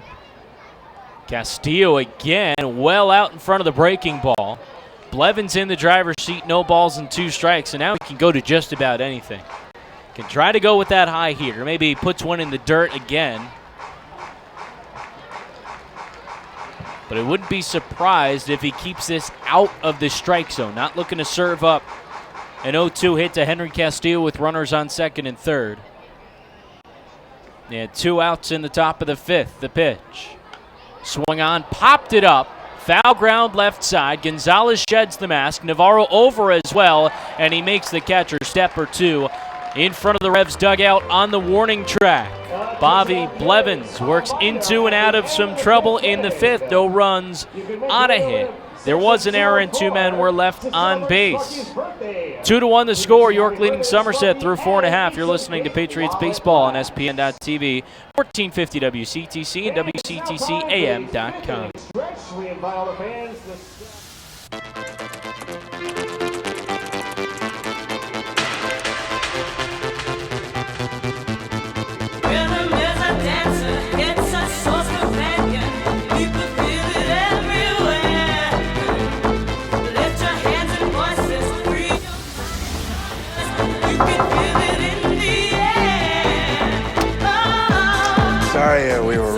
No problem. Come on in. This season, T-Mobile is partnering with Little League to make sure every kid can feel like an all-star. With T-Mobile, parents across the country can share the action, the highlights, and the lowlights. And the stars of tomorrow get a chance to shine today. From Little League to the big leagues, T-Mobile has you covered. Now connecting 99% of baseball fans. T-Mobile.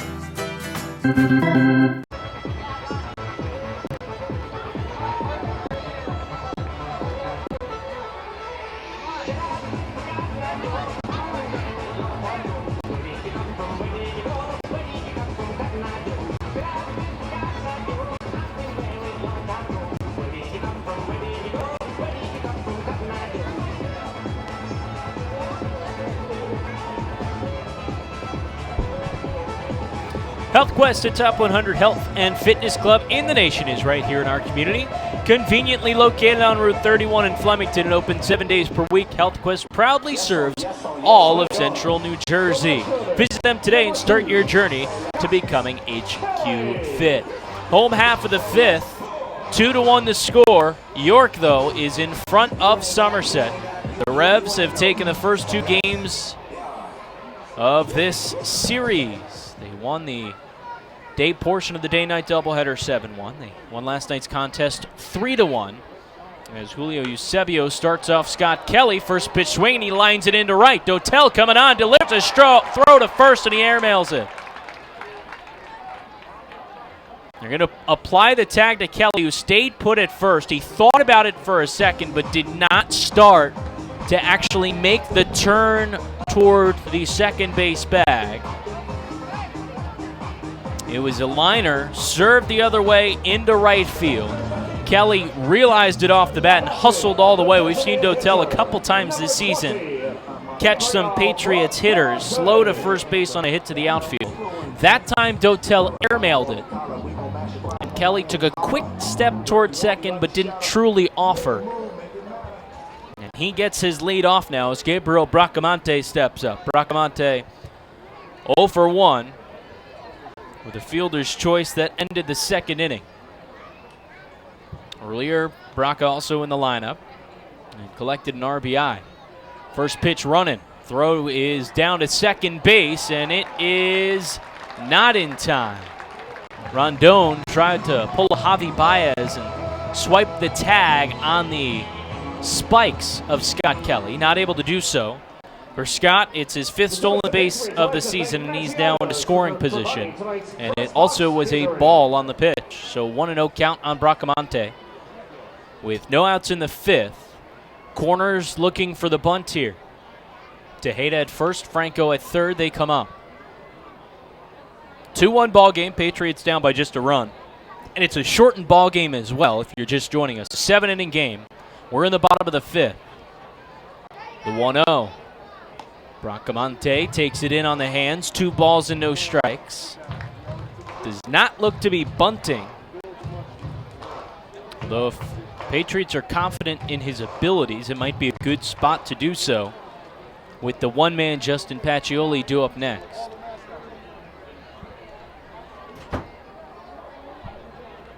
Just a 1-run ball game. Patriots with the game-tying run at second. The 2-0. Bracamonte takes it in. 3 balls and no strikes. Well, the Patriots DH is certainly sitting dead red in this spot.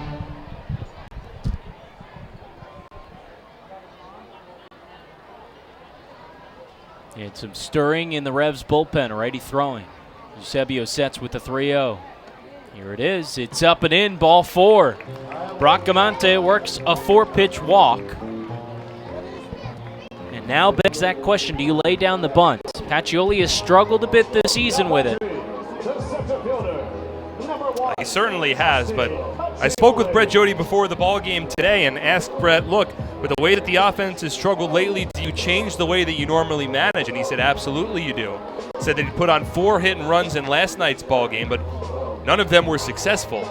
And the Patriots offense continued to struggle in that department, but I would imagine this late in the ball game, you try to get that tying run over to third base and increase the outcomes that would produce a game-tying run. You put the go-ahead run at second as well with a successful sacrifice here. Runners on first and second, no outs in the fifth. The pitch, Patch squares and pulls back, but it's a called strike. And the wheel was on.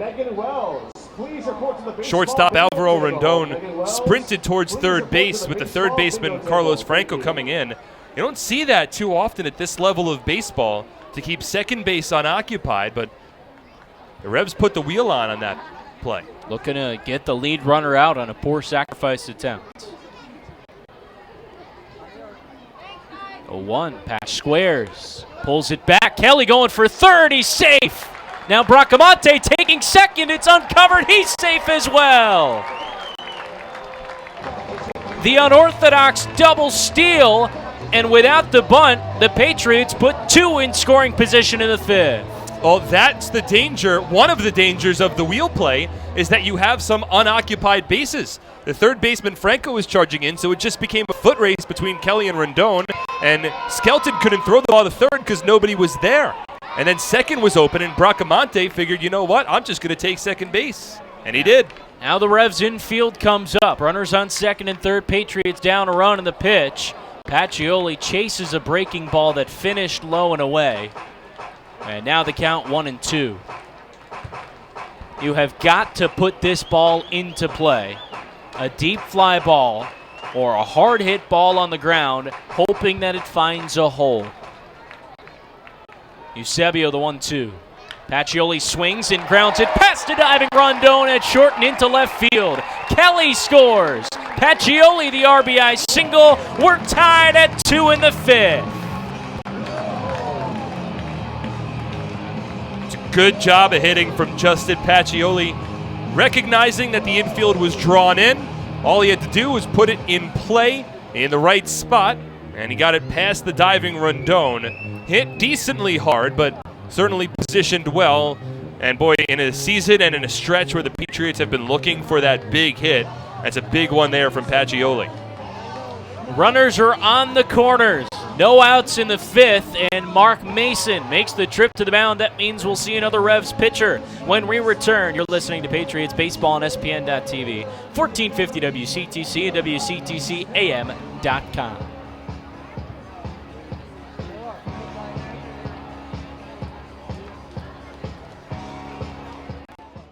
I'm fighting cancer. I'm fighting cancer. I am fighting cancer. I fight every day, I fight every night. Every hour. every minute, and every second. Robert Wood Johnson University Hospital, Somerset, and RWJ Barnabas Health, together with the Rutgers Cancer Institute of New Jersey, bring the latest research, treatments, and clinical trials close to home. We're fighting cancer. And I'm not fighting alone. Robert Wood Johnson University Hospital, Somerset. Let's beat cancer together.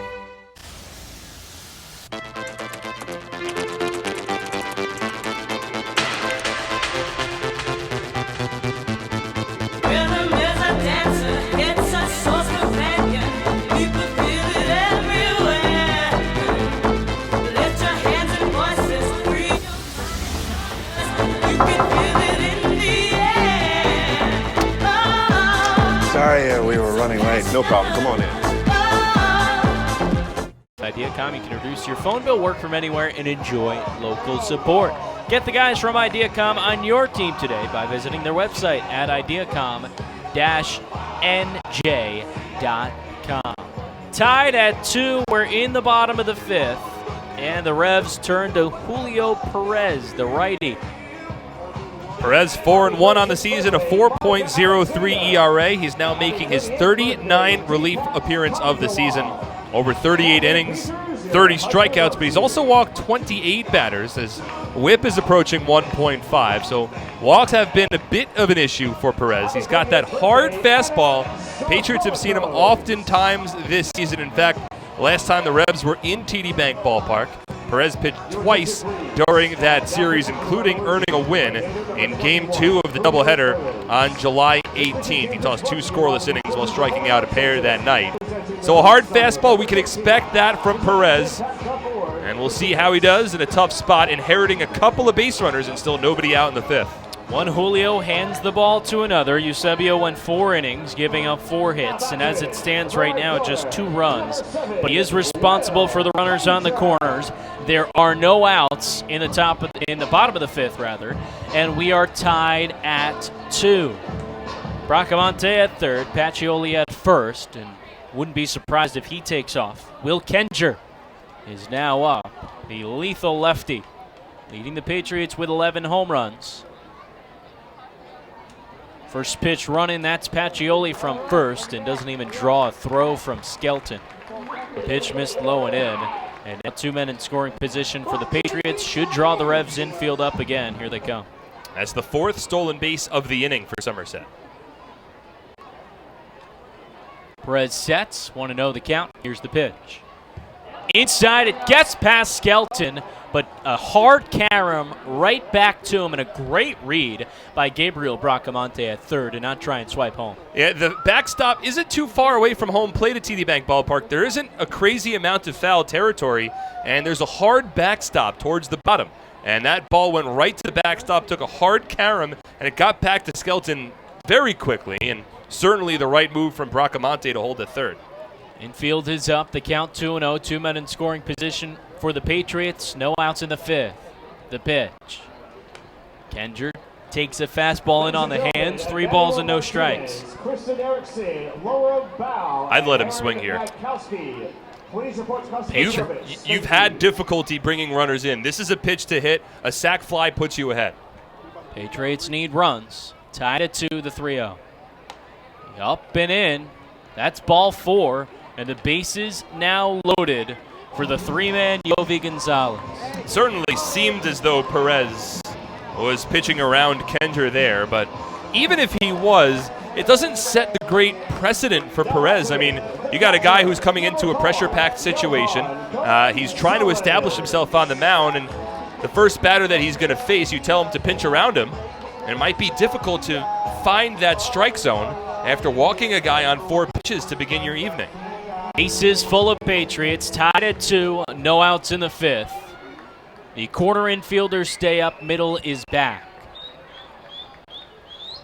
Perez delivers. Gonzalez takes a fastball up and away. 5 straight balls from Julio Perez out of the bullpen.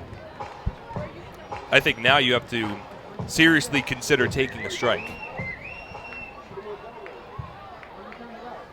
The 1-0. That's 6 straight. Misses well outside. Skelton had to reach for it.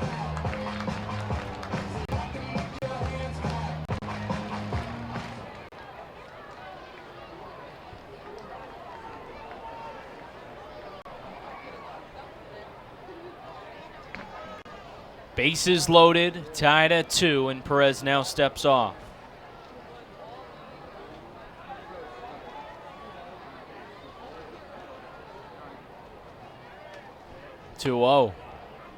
That poured in for a strike. Slightly reminiscent of that Pat Young appearance. And I just flipped to that page in my book. Patriots were down in that ball game, 6-2, going into the 6th inning, or the 5th inning rather. Scored 3 runs and then 6 runs in the 6th. As Gonzalez chops it up the third base side. Franco Field steps on third for 1, fires home, and they get Bracamonte on the tag. So for the Revs, they retire the 2 lead runners, and now runners on first and second for the Patriots with 2 away.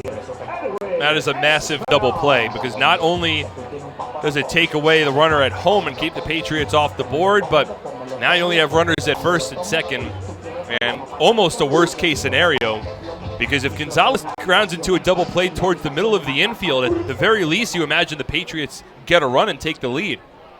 But they don't score there, and now they'll need another big hit to try to topple this inning. I mean, you're happy that you tied it up, but if you have bases loaded, nobody out, and you only walk away with 1 run in the inning, you almost feel a bit defeated, and the momentum is sort of stymied a bit. They turn to Edwin Espinal now. 2 men on, 2 out. The pitch. Espinal takes all the way. It's a fastball right down Main Street. Espinal hitting .272, ready to turn the page into the month of August, I'm sure. Struggled a bit this month, 0-1. Swings and lifts it down the right field line. It hooks into seats. Espinal entering the day, just a .208 hitter in the month. For a time here with Somerset, middle to end of June was 300 hitter, one of their best. But now down 0-2, he's going to have to battle. The Patriots have tied the game, but are looking to cash in. They had a golden opportunity, somewhat still remaining. Perez peaks at second, now delivers. Swing and a miss. Espinal retired, and the Patriots down in the fifth, but they do tie it up, a run on 2 hits. 2 men are left on base. We're tied at 2 between York and Somerset through 5. You're listening to Patriots Baseball on SPN.TV, 1450 WCTC, WCTCAM.com. What better way to spend a summer night than taking a group to a Somerset Patriots game? Enjoy one of the best ways for families, friends, and businesses to catch affordable entertainment right here in Central Jersey. Groups of 30 or more receive $2 off the normal price per ticket, starting at just $8.50. These groups can participate in our on-field promotions, including a pregame performance, color guard, baseball buddies, Field of Dreams, or the 7th Inning Fun Bunch. The Patriots also offer fundraising opportunities for groups of 250 or more for even larger discounts. Head over to our picnic area located down the left field line, where groups of 30 to 500 can have a ballpark barbecue. For $28 a person, get a ticket to the game and an all-you-can-eat barbecue buffet. Overlooking the left field line is the party deck, where an upscale buffet will be served along with a cash bar for groups of 30 to 150 for $39 a person. Groups of up to 30 or 40 can have private use of a fully furnished, climate-controlled hospitality suite with indoor and outdoor seating alongside wait service. Our exclusive Diamond Club is a large indoor hospitality space located on our suite level, perfect for holding meetings and entertaining clients. Here, outdoor balcony seating is accompanied by an hour-and-a-half upscale buffet, a private cash bar, cocktail tables, bar seating, and a 60-inch smart TV. Email us at groups@somersetpatriots.com or call 908-252-0700 to lock down your perfect summer outing.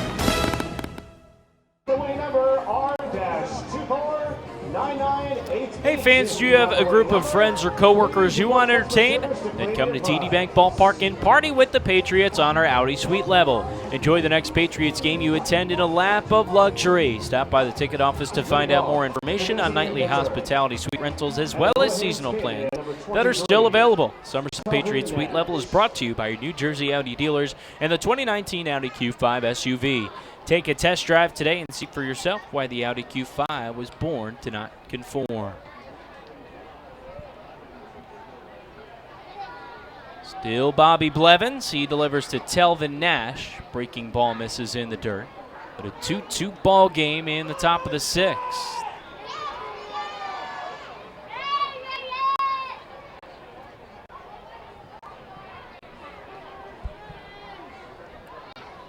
Blevins winds with the 1-0. Swung out, and this one driven in the air to left field. Kelly back, turning around. It's off the base of the wall. Nash hard around first. Here's the throw into second. Takes Massey off the bag. And it's a stand-up double for Telvin Nash to start out the top of the 6th. Well, you would like to think that the Patriots would have been able to exit the 5th inning with a little bit of momentum, considering they got a big hit from Justin Peccioli and tied it up. But the way that the inning ended still sort of leaves a sour taste in your mouth. And now the Revs, first batter of the 6th inning, lead off with an extra base hit. And all of a sudden, York once again in position to regain a lead. East Ice, Tejeda now up. Hitting .354, 0 for 1, does have a sac fly, RBI tonight. It's a 2-2 ball game. Patriots did have an opportunity in the bottom of the 5th after tying the game up to go ahead, had the bases loaded with no outs. Got a double play and a strikeout. The pitch. Tejeda watches a breaking ball clip the outside corner for a strike.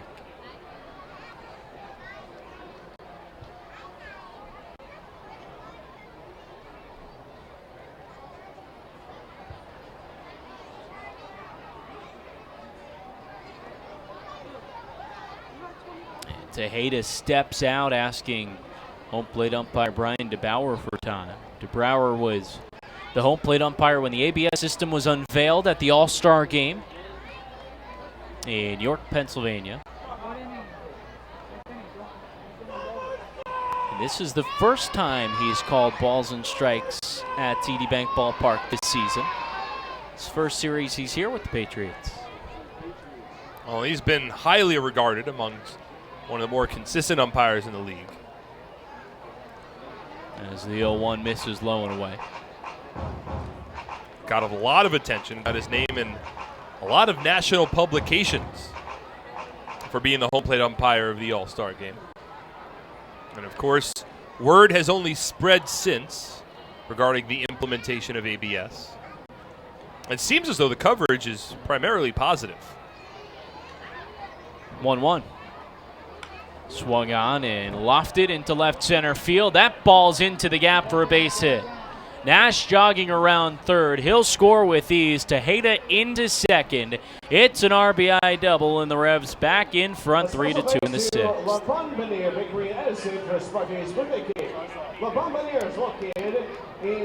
So often, the importance of putting up a 0 on the board immediately after you score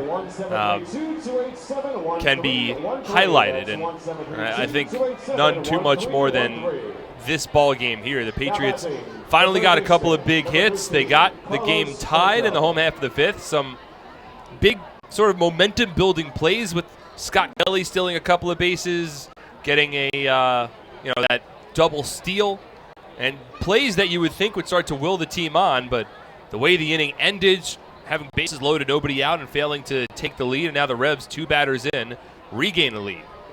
Carlos Franco takes a first pitch strike.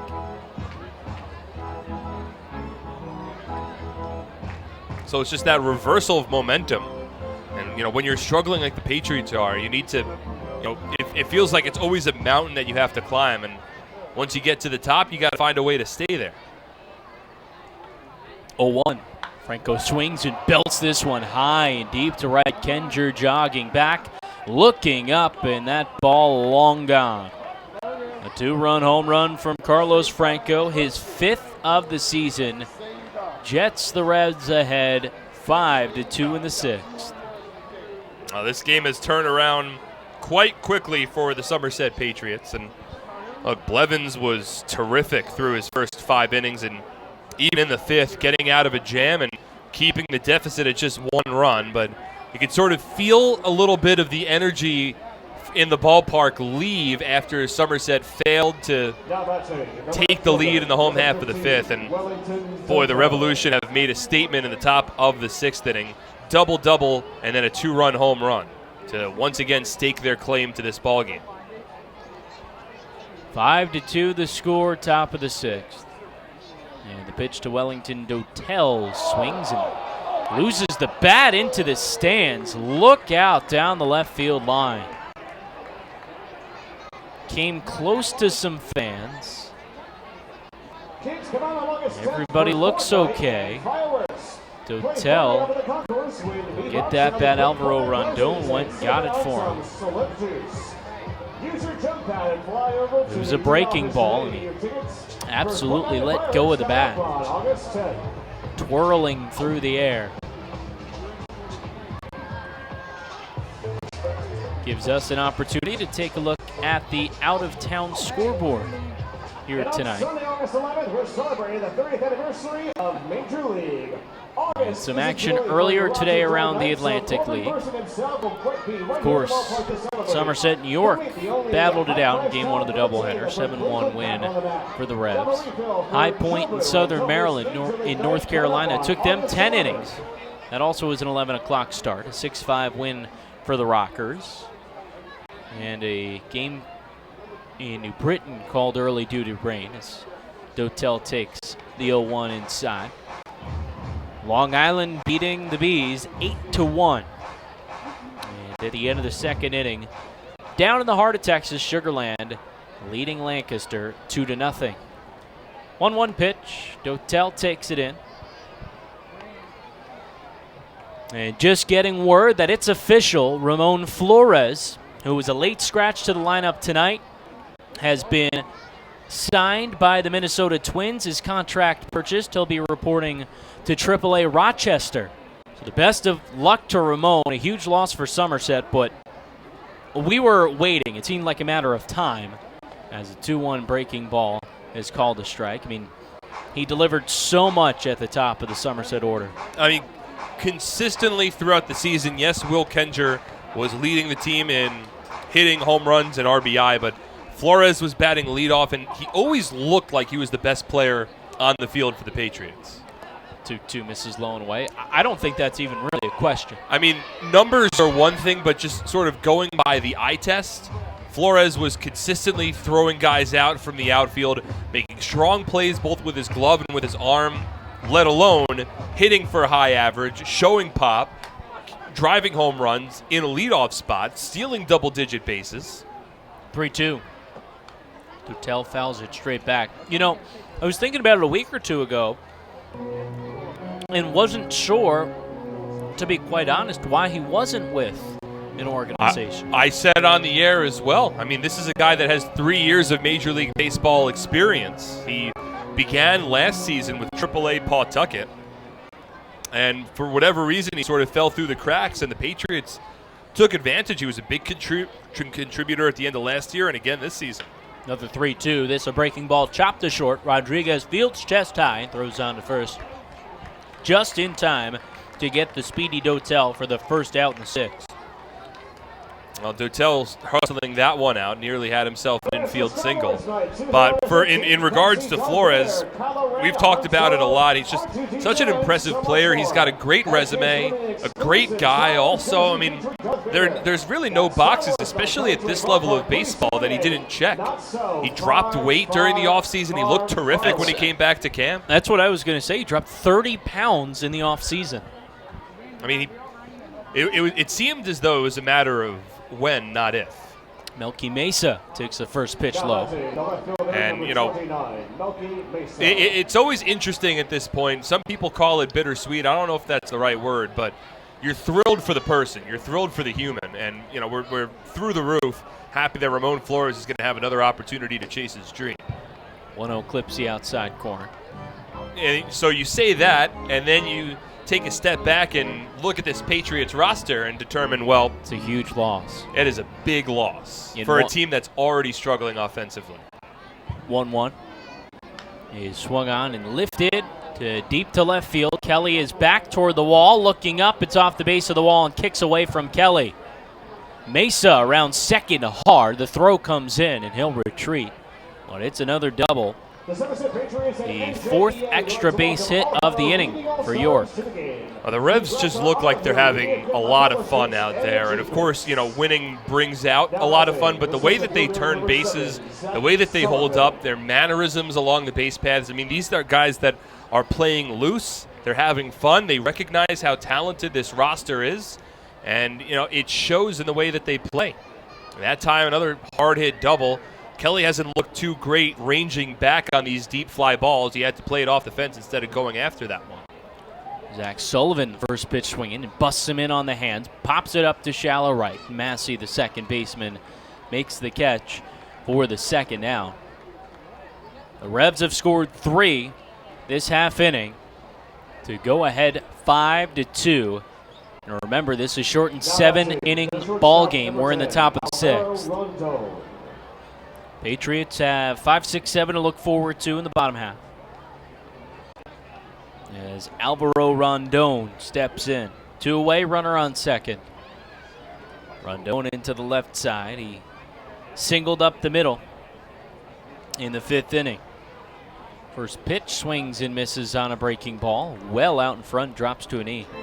I imagine this will be Blevins' final inning. He's at 81 pitches before that one to Rondon. Luis Cruz beginning to throw for the Patriots. So this was around, Brett Jody said before the game, 75 to 85 pitches for Blevins, and his final lines are going to show how well he pitched today. 0-1, bunted in the air up left side. Diving play by Blevins. He makes the catch. Blevins robs Rondon, brings the 6th to a close. But the Revs do strike. They scored 3 on 4 hits. 1 man is left on base, and it's a 5-2 lead for York over Somerset. As we head to the home half of the 6th, you're listening to Patriots Baseball on SPN.TV, 1450 WCTC, and WCTCAM.com. At Flemington Car and Truck Country, we've been satisfying customers for over 40 years, providing selection. With 16 manufacturer brands plus over 500 available certified pre-owned vehicles. Convenience, with all our dealerships located on Route 202 and 31 in Flemington. And satisfaction, with positive reviews praising our business model every day. We'll never take our customers for granted. Flemington Car and Truck Country. Every day, we're here for... So many good options. Man, I'm hungry. Ooh, let's do healthy today. I think that'll work. The healthy plate? What do we have here? So many good options. What do I choose? We have veggie burger, turkey burger, fruit cup. It all sounds so good, but something's telling me veggie burger. I think I'll have the veggie burger. A lot of great choices here at the Horizon Healthy Plate concession stand.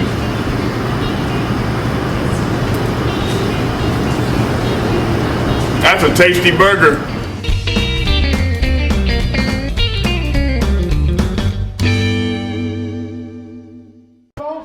Whose contract was recently purchased by the Minnesota Twins. The All-Star outfielder will report to AAA Rochester.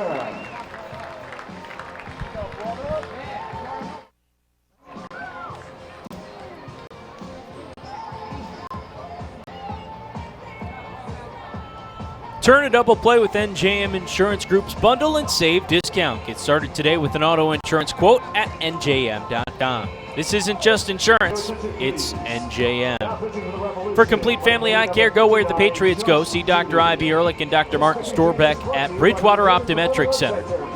Located in Pearl Vision at the Somerset Shopping Center. Bridgewater Optometric Center is the official eye doctor of the Somerset Patriots. Bring in your Patriots ticket stub for an additional 5% discount.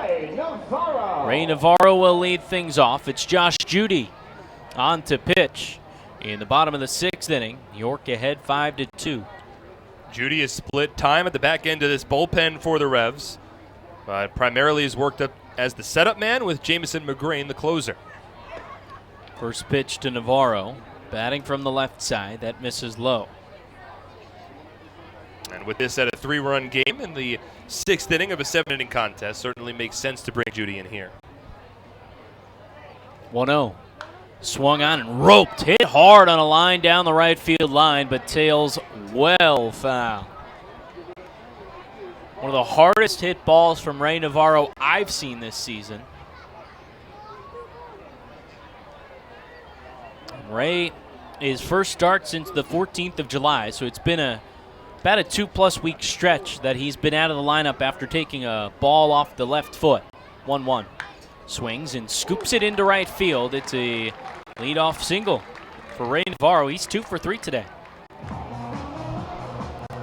Certainly a promising effort, and with Ramon Flores now going over to the Minnesota Twins and these bats struggling, and somebody's going to need to step up, and they've struggled over the last couple of weeks. Navarro hasn't been in the lineup. He's a proven veteran of baseball.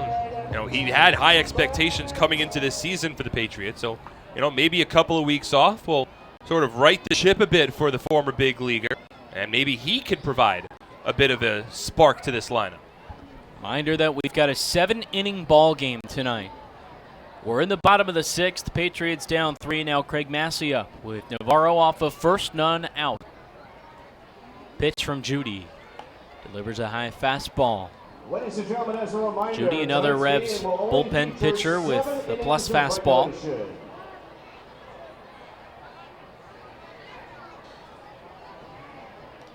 He's got 19 saves over his time with York, 7 of which have come this season. And for Judy, his next strikeout will be his 600th in the minors, as that pitch low skips off the mid of Skelton and over the Patriots logo behind the plate. Navarro over the second base. We'll see whether that's scored a pass ball or a wild pitch.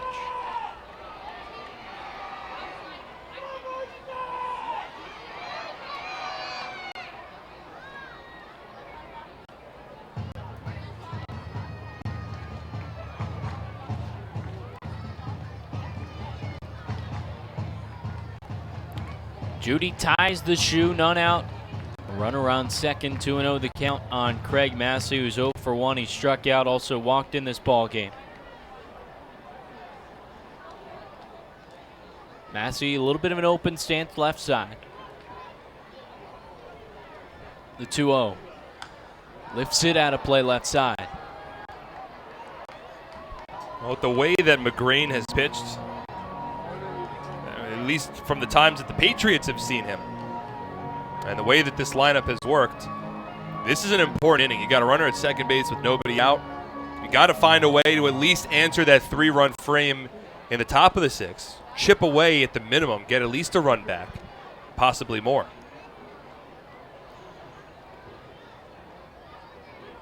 2-1 from Judy.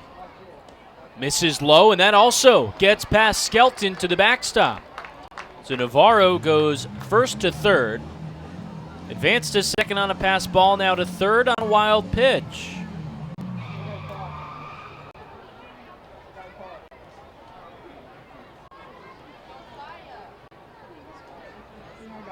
Now another opportunity.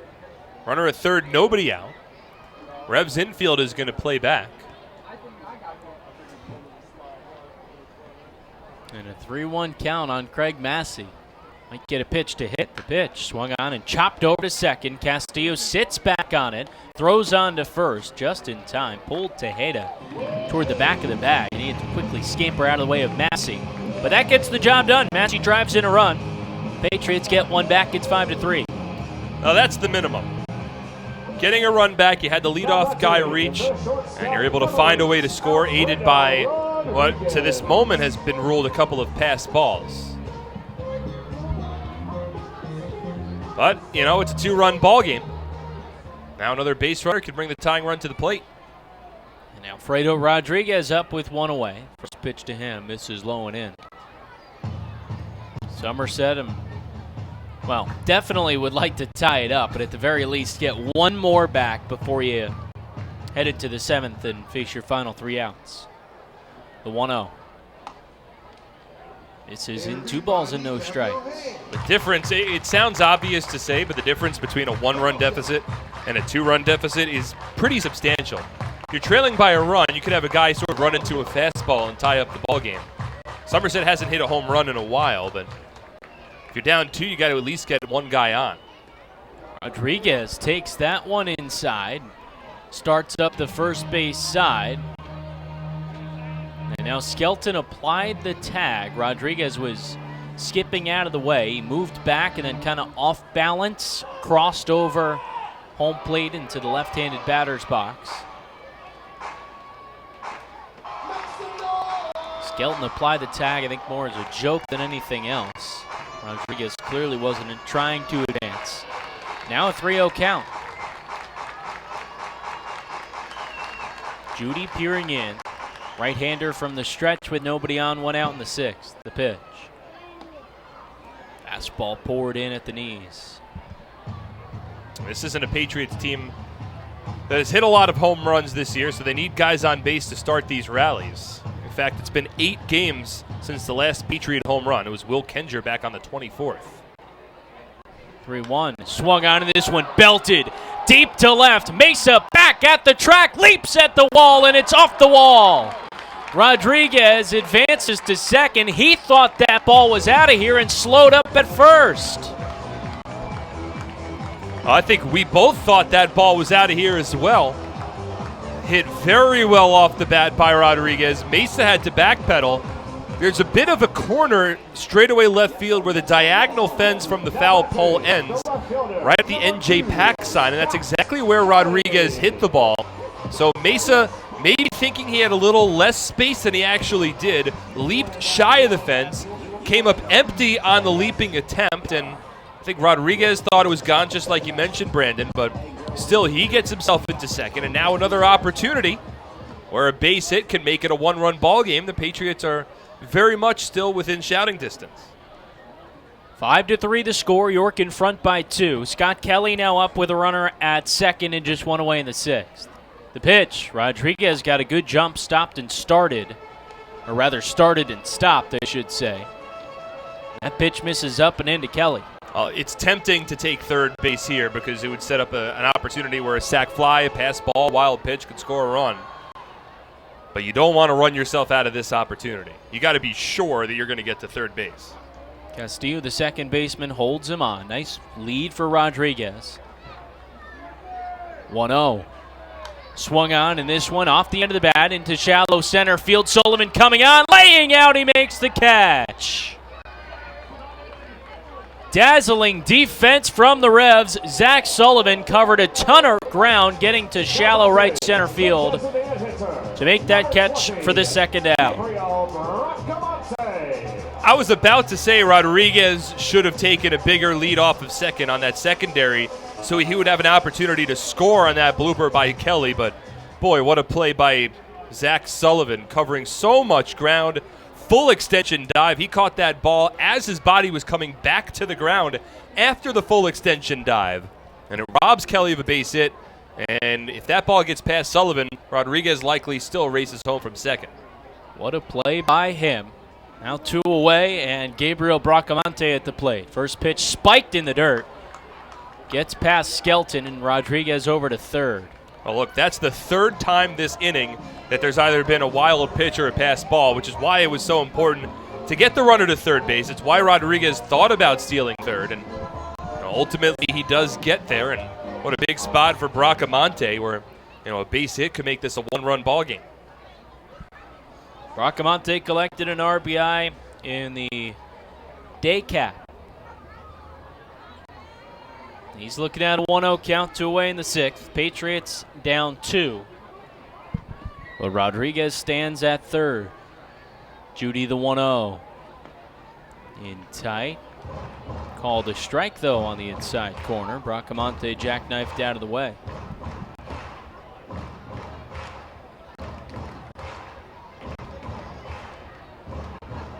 Brock with 4 RBI on the season. Drove home the only run for the Patriots in Game 1. And now time called at the plate. Infield straight up, the outfield a bit shallow. With the Patriots 9-man, the designated hitter. 1-1. Bracamonte takes it low, 2 balls and a strike. While Bracamonte's batting average isn't necessarily where he'd want it to be, he has drawn a good amount of walks this year. In his first 12 games, he had drawn 6 walks, and he already has another walk tonight. He's got 7 walks in 13 games as a member of the Patriots this year. As a home run in 3, now 4 RBI. Could make it 5 with a hit in this spot. It's a 2-1 count. 2 outs, bottom of the 6th. The Revs scored 3 in the top half to break the 2-2 tie after the Patriots knotted things up in the bottom of the 5th. The pitch from Judy. Bracamonte swings, a hard hit grounder off the glove of Franco at third. It caroms over to Rondon at short. He can't make a play. Rodriguez scores. It's a 1-run ball game, 5-4 in the 6th. That should be ruled a base hit for Gabriel Bracamonte. Hit the ball hard to third. Franco's made a couple of nice picks, just reaching out the glove to his left a couple of times during this series and in the previous series, and he wasn't able to make that play. But if Rondon fields it cleanly, he has a good shot at first. At Somerset, they've answered. They've scored a couple of runs, and give this team credit. They are hanging with the Revs after a bit of a deflating top half of the inning. They've scored 2 and have the tying run on base. Mark Mason, another call to the bullpen as we step aside in the bottom of the 6th, 5-4. York still in front, but the Patriots continue to threaten. You're listening to Somerset Patriots Baseball on SPN.TV, 1450 WCTC, and WCTCAM.com. I'm fighting cancer. I'm fighting cancer. I am fighting cancer. I fight every day. Every night, Every hour.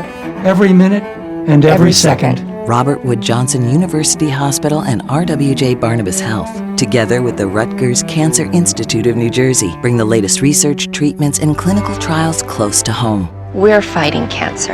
And I'm not fighting alone. Robert Wood Johnson University Hospital. Let's beat cancer together. This season, T-Mobile is partnering with Little League to make sure every kid can feel like an all-star. With T-Mobile, parents across the country can share the action, the highlights, and the lowlights. And the stars of tomorrow get a chance to shine today.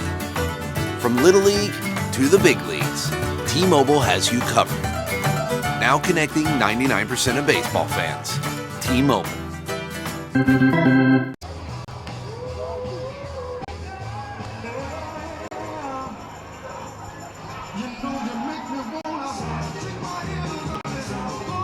The Somerset County Education Association supports the outstanding public school employees that make your child's education possible.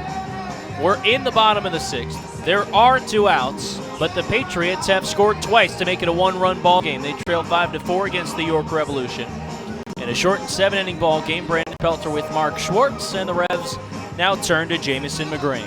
McGrain is this team's closer. He's 2-1, a 1.75 ERA, 11 saves on the season. His longest outing, he's gone 2 innings 3 times, and he comes on the mound here likely looking for a 4-out save. Interestingly enough, he also represents the 4th different pitcher used by the York Revolution today, whose first name begins with the letter J. Good work.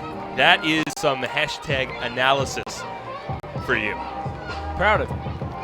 I'm very proud of myself as well. Well, it's a little bit easier, though, because game 1, you only saw Duke with a D, von Schaman, who went 7 innings. McGrain comes into the ball game with Bracamonte at first. A hard-hit single off of Franco at third. It drove in a run, and Patch fouls the first pitch out of play over our heads. Behind the plate, back into the right. Patriots down by a run.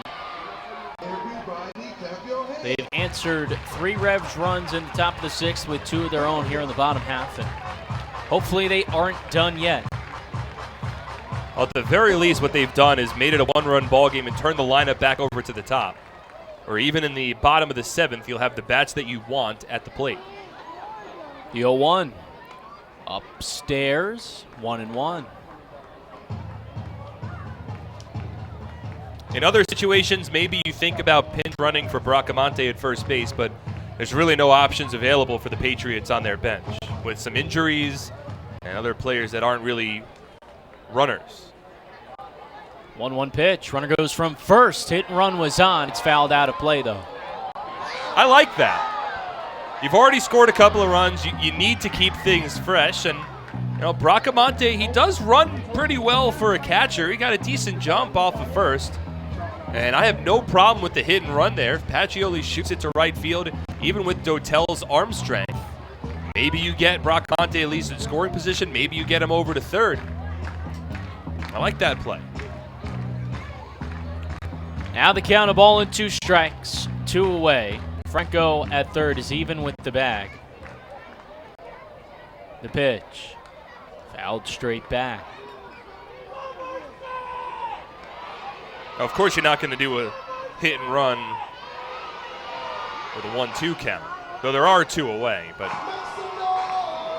you don't want to risk Bracamonte getting thrown out at second. 1-2 the count. Patriots have lost 7 of their last 8. Looking to change that here. They're down by a run with 2 away in the 6th. Runner at first. McGrain delivers.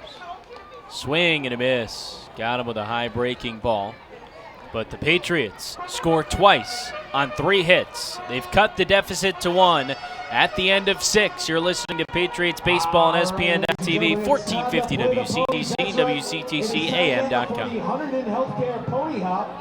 For over 85 years, in every county across the state, we've protected the health of New Jersey, covering families and businesses through life's big moments and the small ones. Because we don't just work here, we live here too. Over 5,000 local employees, all with the same purpose, taking care of you.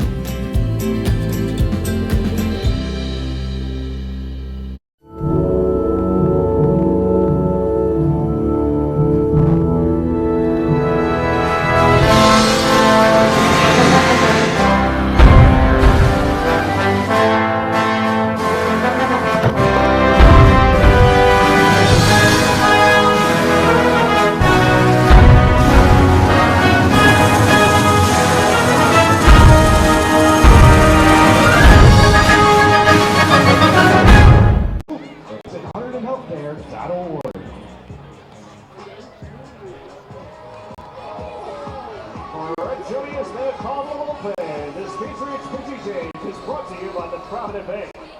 Now on the mound for the Patriots, left-hander number 9, Luis Cruz.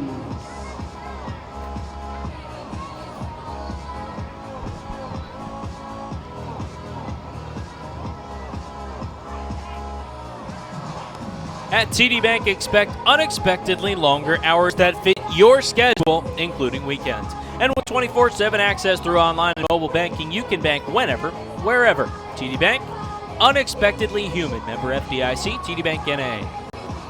5-4, York in front of Somerset. The Patriots battling, though. And they turn to Luis Cruz to pitch the top of the 7th inning. Reminder, this is a 7-inning ball game. Cruz is 1-3 at 2.86 ERA. 34 strikeouts over 34 2/3. This is 34th appearance of the season. And last pitched on the 28th of July against the Long Island Ducks. One scoreless, hitless inning. So Cruz will face 1, 2, and 3. And obviously imperative that he shuts down this potent York offense. Give the Patriots a shot in the bottom half of the inning. The Patriots look forward to Will Kenger, Jovan Gonzalez, and Edwin Espinal due up with their final 3 outs of the ball game. Cruz, the lefty, facing Skelton, the lefty. Skelton 1 for 3, started off the ball game with a solo home run on the second pitch. And the first pitch he sees here in this at-bat is called a strike. Certainly quite often you'll see a leadoff batter looking to work the count. The 0-1. At a slider that sweeps across the plate and misses low.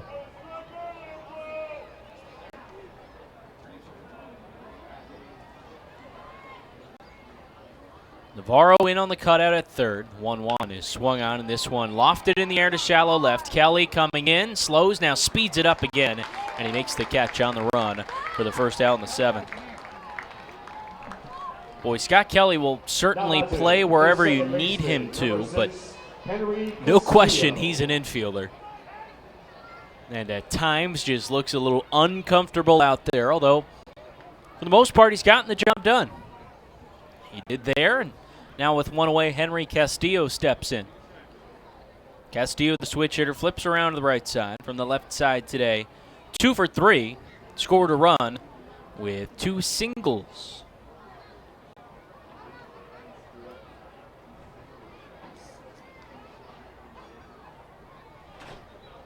The pitch. Castillo takes a fastball on the outside corner for a called strike. Final line on Bobby Blevins. In his first start for the Patriots in 2019, 6 innings pitched, 9 hits, 5 runs, no walks, and 4 Ks. Keep in mind, 3 of those 5 runs games in the 5th and 6th. This Castillo swings and misses through a fastball.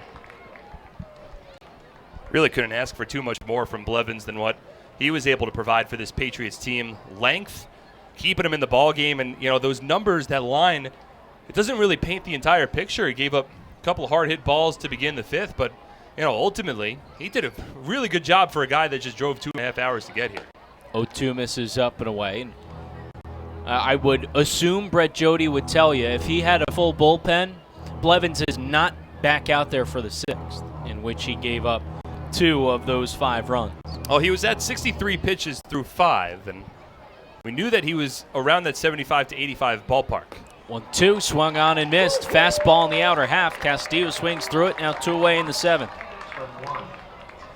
Well, that's the situation that the Patriots were in. Oh, there was a good clip that was just played on the score, but I haven't seen that one. Yeah. That was good. That got you? It did. The great Michael Scott from The Office making a quick appearance. As Telvin Nash steps up with 2 away. First pitch misses low and away to Nash. Believe the line was, it's fool me once, shame on me. No, shame on you. Fool me twice, strike 3. As Nash waves and misses at the 1-0 pitch. Oh, man. Hey, we like to have fun here in Somerset. Come out to the ballpark, take in a game. It's a good time. You could do so by visiting us at somersetpatriots.com. Give us a call, 908-252-0700. 1-1 is swung on and hit high in the air the other way, but out of play.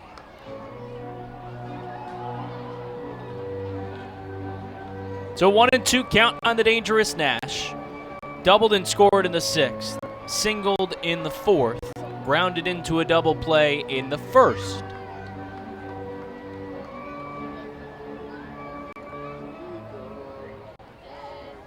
One-two. He swung on, hard hit, but well fouled down the right field line.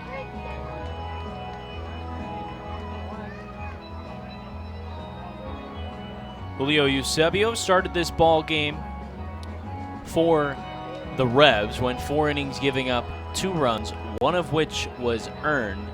Got a strikeout in there as well, but Patriots getting to the York bullpen a little here. 1-2. Nash lifts this one to center field. Pacioli to his left, ranging in a little bit. He'll make the catch. And Cruz retires the Revs in order in the 7th. Last licks for the Patriots. They trail by a run, and they'll have 2, 3, 4 due up. You're listening to Patriots Baseball on ESPN.TV, 1450 WCTC, and WCTCAM.com. I'm fighting cancer. I'm fighting cancer. I am fighting cancer. I fight every day, I fight every night. Every hour. every minute, and every second. Robert Wood Johnson University Hospital Somerset and RWJ Barnabas Health, together with the Rutgers Cancer Institute of New Jersey, bring the latest research, treatments, and clinical trials close to home. We're fighting cancer. and I'm not fighting alone. Robert Wood Johnson University Hospital Somerset. Let's beat cancer together. Somerville Aluminum is proud to announce our greatest remodeling project yet. Valari, new name, same great company.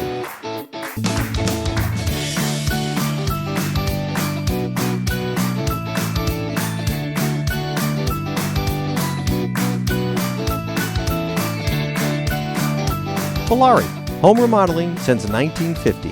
Visit ValariNJ.com to learn more today. Not in a very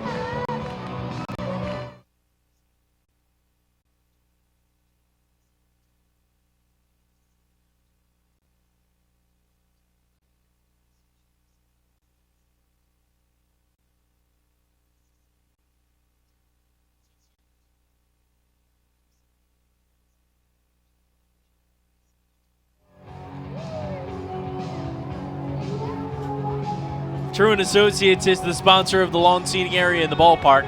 At Truant Associates, you'll find more than a wide variety of competitive insurance products. You'll find people who understand your needs. Truant Associates is a team of licensed professionals who care about their clients. Last licks for the Patriots. They're down 5-4 against the York Revolution. Jamison McGrain looking for the 4-out save. He will face the 2-man Will Kenger here on Sparky's birthday. Sparky would love to see a Patriots win, so would we. Somerset has lost 7 of their last 8. The pitch. Kenger takes an off-speed pitch up in the zone that misses. It was Kenger that led off the bottom of the 9th inning last night, with the Patriots trailing by 2 runs, and he drew a leadoff walk with Eventually advanced over to third base, but did not score. 1-0. Up and in, 2 balls and no strikes. The leadoff walk would certainly go a long way here, and with not the prototypical lineup for the Patriots, I wonder if Kenger were to get on, if Jovan Gonzalez would be asked to drop a bunt down. We'll see. 2-0.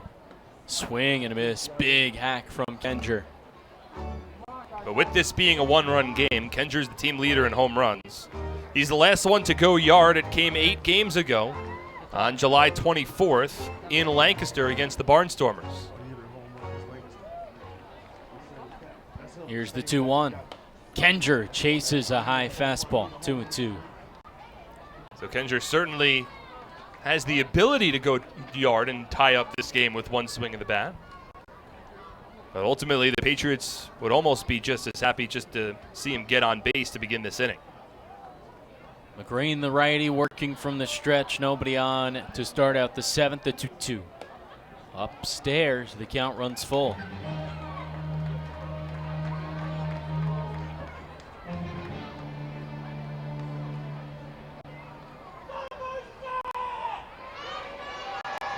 Five to 4 the score. York ahead by a run. The 3-2. Swung on, and this one lined into left center field alley. It's down for a base hit. Sullivan cuts it off. Kenger held to a single, but he's aboard to start the 7th. It's a good piece of 2-strike hitting from Kenger. We oftentimes see a long swing as he often tries to elevate the ball out to right field, but that time he shortened the stroke and then was able to put solid contact on it, lined it towards left center field, and off the bat, it seemed as though he might have had a shot to get it into the gap, but Sullivan oftentimes throughout the course of the evening has showed off a lot of range in center, and he was able to cut it off in left center field to hold Kenger with a base hit. Now the 3-man Yovi Gonzalez up. Not a whole lot of power. Brett Jody tinkering with the lineup, looking to create some offense. Kenger off of first, no outs in the 7th. Somerset down by a run. The pitch, Yovi squares, pulls it back on a fastball that clips the knees. I like this call. I know it's not an easy one to make. You don't want to give away outs when you're trying to rally, trailing by a run, but with the way that the Patriots have struggled offensively, and Gonzalez isn't your prototypical 3-batter, get the runner to second and give Espinal and Navarro a chance where one base hit out of those 2 guys could tie the game. 1, Espinal squares, pulls it back on a breaking ball in the dirt, but Brian DeBrouwer says he offered. I know the Patriots disagree, but I think he did. I also think he did. It was a breaking ball in the dirt. He stuck the bat out, and at the last moment, pulled it back. Yeah, he had sort of crouched down to lower his body level. That way, trying to cut down the ability to pop a bunt up in the air, but I think he kept out his bat a little too long. I think that's the right call from DeBrouwer. Now with an 0-2 count, Yovi still squaring. Remember the new rule, he gets a foul bunt. Corner's already crashing. The pitch in the dirt. Skelton diving right, he blocks it. Gonzalez is squaring so early that it's allowing the dirt. And Brett Jody just gestured to him with his 2 hands at his chest. I think just saying, come on now. I think telling him to swing away. Well, Mike Francoso is coaching over at third, not Glenn Barker. I wonder if there might have been a mix-up in terms of the signs. Glenn Barker's over at first base.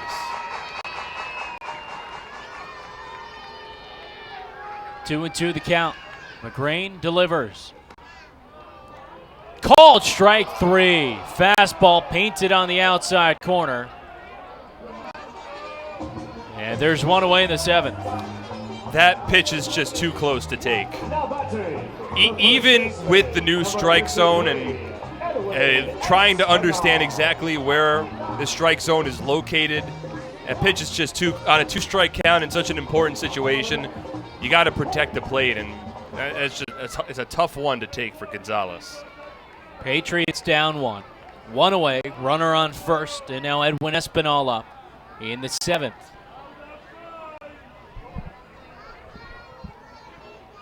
Kencher, a great jump. He goes for second. Throw down to second base. It gets off the glove of Castillo and trickles toward the shortstop. Rondon was covering an overthrow, so he has to run over and get that one.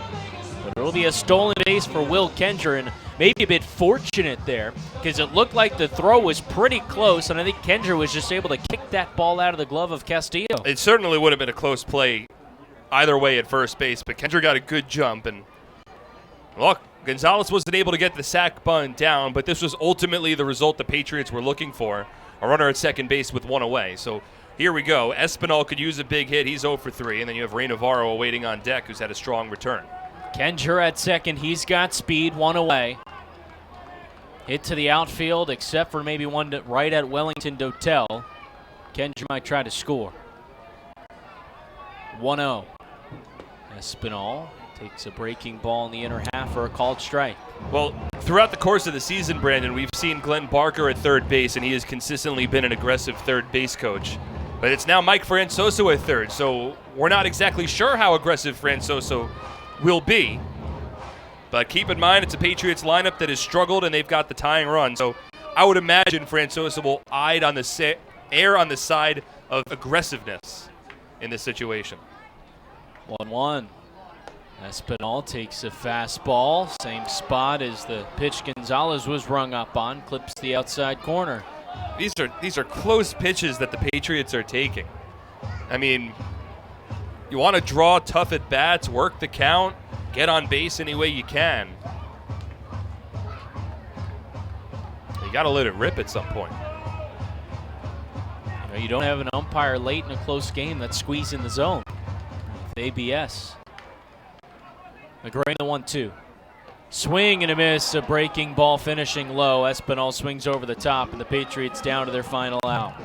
Now batting, the third baseman, number 21. That's what happens. You got a 1-1 fastball that maybe you think it's a little off the plate. It's called a strike, but the pitch is close, and then you set yourself up on a 2-strike hole where an Uncle Charlie could set you down. It's a tough pitch to contact, but you know you got to protect the plate, and ultimately Espinal set down on strikes. So Ray Navarro now up with the game-tying run at second base in Will Kencher. 2 away, Navarro swinging from the left side. He's 2 for 3 tonight. The pitch. Starts him out with a breaking ball, misses up and away. What a big moment this could be for Ray Navarro. Been battling injuries, wasn't even 100% to be put in the lineup today, but the Patriots needed another bat. And now he finds himself in an opportunity where a base hit could tie it up. Navarro pinwheels the bat, now ready in the left side. 1-0 the count. McGrain peeks at second. Now the pitch. Navarro takes a fastball at the knees. Oh. Wellington Dotel in right field is shaded a little bit more towards the line. There's some space in right center for Navarro, as there is in left center.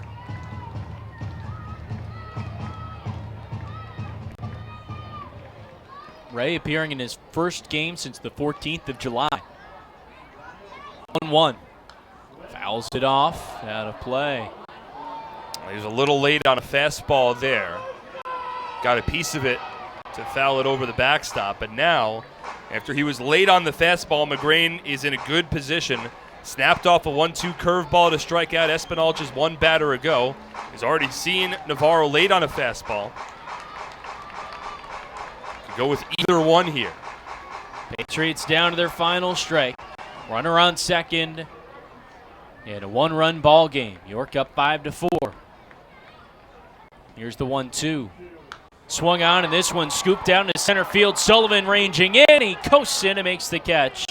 And the ball game is over. York wins it 5-4. The Patriots now have dropped 8 of their last 9 and 4 straight. That's another close game for the Patriots, and ultimately just couldn't find that big hit. They got the tying run into scoring position in the 7th inning. There were a couple of big moments. Pacioli had a big RBI hit in the 5th, which tied it up. Grabio Bracamonte made it a one-run ball game in the 6th, but the Patriots were playing from behind a bit going into this ball game with a spot starter and a lineup that wasn't 100%, and put up a good effort. Tried to rally late, but ultimately fall short, and the woes continue. Somerset in that 5th inning had the bases loaded, did not score with them loaded at all. They got 1 run previously in that inning, but not able to come through. The final score again, York defeats Somerset 5-4. When we return, we've got the Flemington Department Store post-game show on SPN.TV, 1450 WCTC and WCTCAM.com. Are you ready for some family fun? Have a ball with everyone. It's a slam and hit. Come on and get patriotic.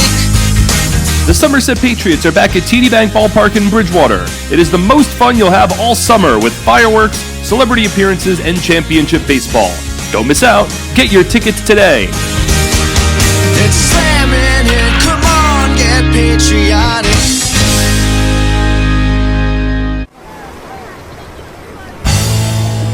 It's an unstoppable force, vast and mighty. It's the 101 days of summer, and this year it's bigger than ever.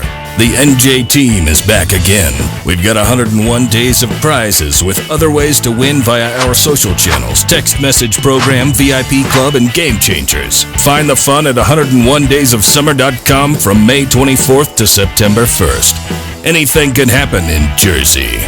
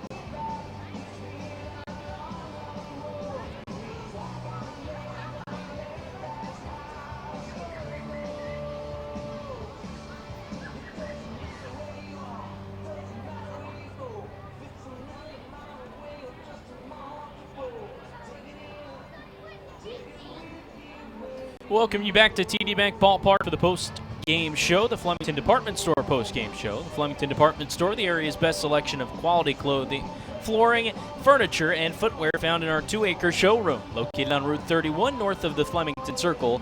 Flemington Department Store, it's worth the trip. Brandon Pelter with Mark Schwartz.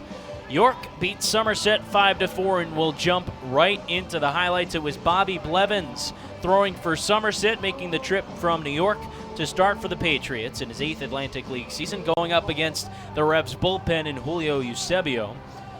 In the very first inning, very first batter that he faced, Blevins got into a little bit of trouble. Second pitch of the game, James Skelton took him deep, but the Patriots responding in the second inning after Edwin Espinal grounded out. Ray Navarro in his return to the lineup singled up the middle, and Craig Massey then went with a walk, put runners on first and second. After Alfredo Rodriguez flew out to right for the second out in the inning, Scott Kelly then stepped up to the plate.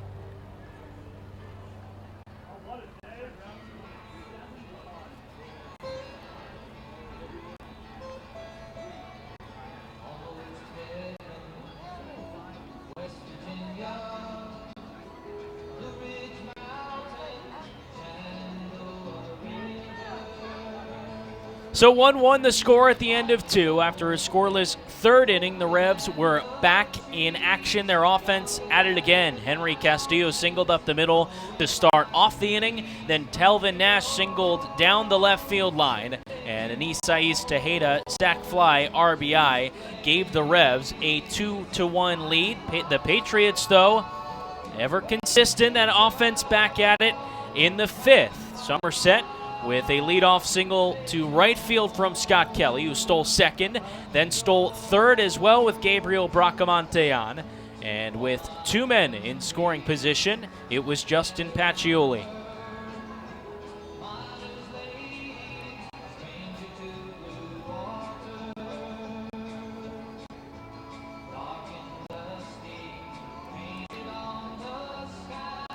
Now the Patriots would keep the inning going with Will Kenger walking, but a Yovi Gonzalez fielder's choice double play ball would get the Revs out of a jam. Somerset had the bases loaded with no outs, and then Edwin Espinal struck out with runners on first and second. To the top of the 6th we went, and the Revs, well, they were looking to take control of the ball game yet again. Telvin Nash showing off the power. He doubled to left. Then Isais Tejeda doubled to left as well, driving in Nash, and a Carlos Franco 2-run home run made it a 5-2 lead for York. But Somerset, while that offense has struggled as of late, they did their best tonight. In the bottom of the 6th, came back. Ray Navarro, in his first start for the Patriots since the 14th of July, singled to right, advanced to second on a passed ball, into third on a wild pitch, and Craig Massey stepped in.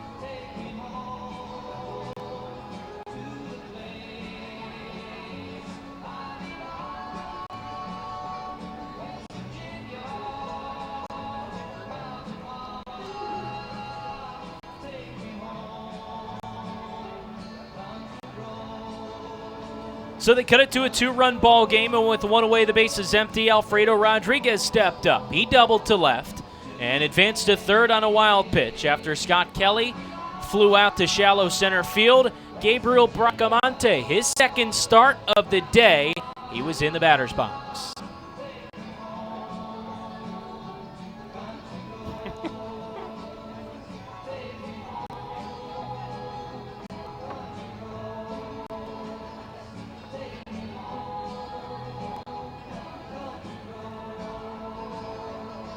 And that's all the scoring the Patriots would do in the 6th inning after Luis Cruz pitched a scoreless 1-2-3 top of the 7th. The Patriots started out the inning strong. Will Kenger singled to center field, stole second base, but Yovi Gonzalez couldn't get a bunt down. He struck out looking. Edwin Espinal struck out swinging, and Ray Navarro flew out to end the ball game. 5-4 again, the final. And another disappointing one from the Patriots, especially tonight, because the offense was there. Oh, they plated 4 runs on 8 hits, and there were a couple of big opportunities. I think you could go back to the 5th inning for the Patriots. They tied up the ballgame on that big Pacioli RBI single, and then had the bases loaded and nobody out. But the Yovan Gonzalez double play ground out that didn't even bring home a run to give the Patriots the lead, and it sort of halted what seemed to be a momentum-building inning for the Patriots. And then the very next half inning, you mentioned it before, Brandon, maybe if the Patriots have a deeper bullpen, maybe Bobby Blevins doesn't come back out for the 6th. Maybe he's done after 5. And it still was an impressive performance from Blevins despite giving up 5 runs. But for the Revs to immediately respond after the Patriots tied up, it felt like it was such an accomplishment for Somerset to just level the score. And then it went double-double, 2-run home run for the Revs the very next 3 batters. And despite a valiant effort from the Patriots in the home half of the 6th to make it a 1-run ball game, still that they couldn't quite climb that mountain all the way. And in a difficult stretch to fall behind 3 runs late, it's a tall task. And ultimately, once again, the Patriots came up just a bit short. Somerset also struggling with runners in scoring position, 2 for 11 tonight, including 0 for 3 at the end of the ball game in the 7th inning. Can't happen when you're struggling with offense. Oh, we've talked about this a lot. I mean, it's just you got to take advantage of opportunities. And guys need to step up and come through in some big spots. I thought it was a promising game for Scott Kelly, specifically a promising 5th inning. He struggled a little bit in left field, but we talk about how this team needs a catalyst, somebody that's going to sort of say, you know what, enough's enough. We got to start getting back on the right track. And Kelly had a momentum-building inning, getting that base hit to lead off the fifth, stealing a couple of bases, some big moments. Gabriel Bracamonte had a promising day. He had an RBI in Game 1 as well. So there are some silver linings, but you can't build wins on silver linings. There's no such thing as I'm a firm believer. There's no such thing as moral victories. And when you've lost now, 7 of the last 8 for the Patriots.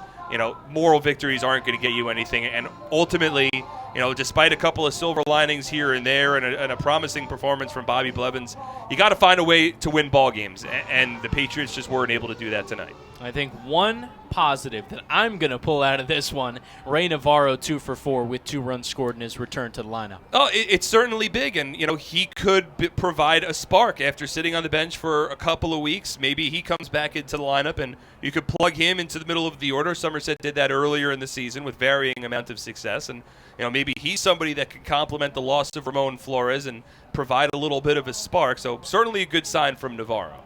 York scores 5 runs on 9 hits. They made 1 error and left 4 on base. Somerset 4 runs on 8 hits, an error. They left 7 on. The Revs improved to 14-5, 48-40. The Patriots fall to a league low 6-13 in the second half and 48-41 overall. Julio Perez gets the win. He improves to 5-1, while Bobby Blevins collects his first loss of the season. He's 0-1, and Jamison McGrain collected his 12th save. That the 4-out variety. This ball game wrapped up in 2 hours and 23 minutes from TD Bank Ballpark, and the 4th and final game of the series is tomorrow night at 7:05. We'll talk to you at 7 o'clock. But for tonight, the final score, the York Revolution defeat the Somerset Patriots 5-4. For my broadcast partner, Mark Schwartz and Mike Lawrence running the board back at our WCTC studios. This is Brandon Pelter saying so long from TD Bank Ballpark. We'll talk to you tomorrow night on SPN.TV, 1450 WCTC, and WCTCAM.com.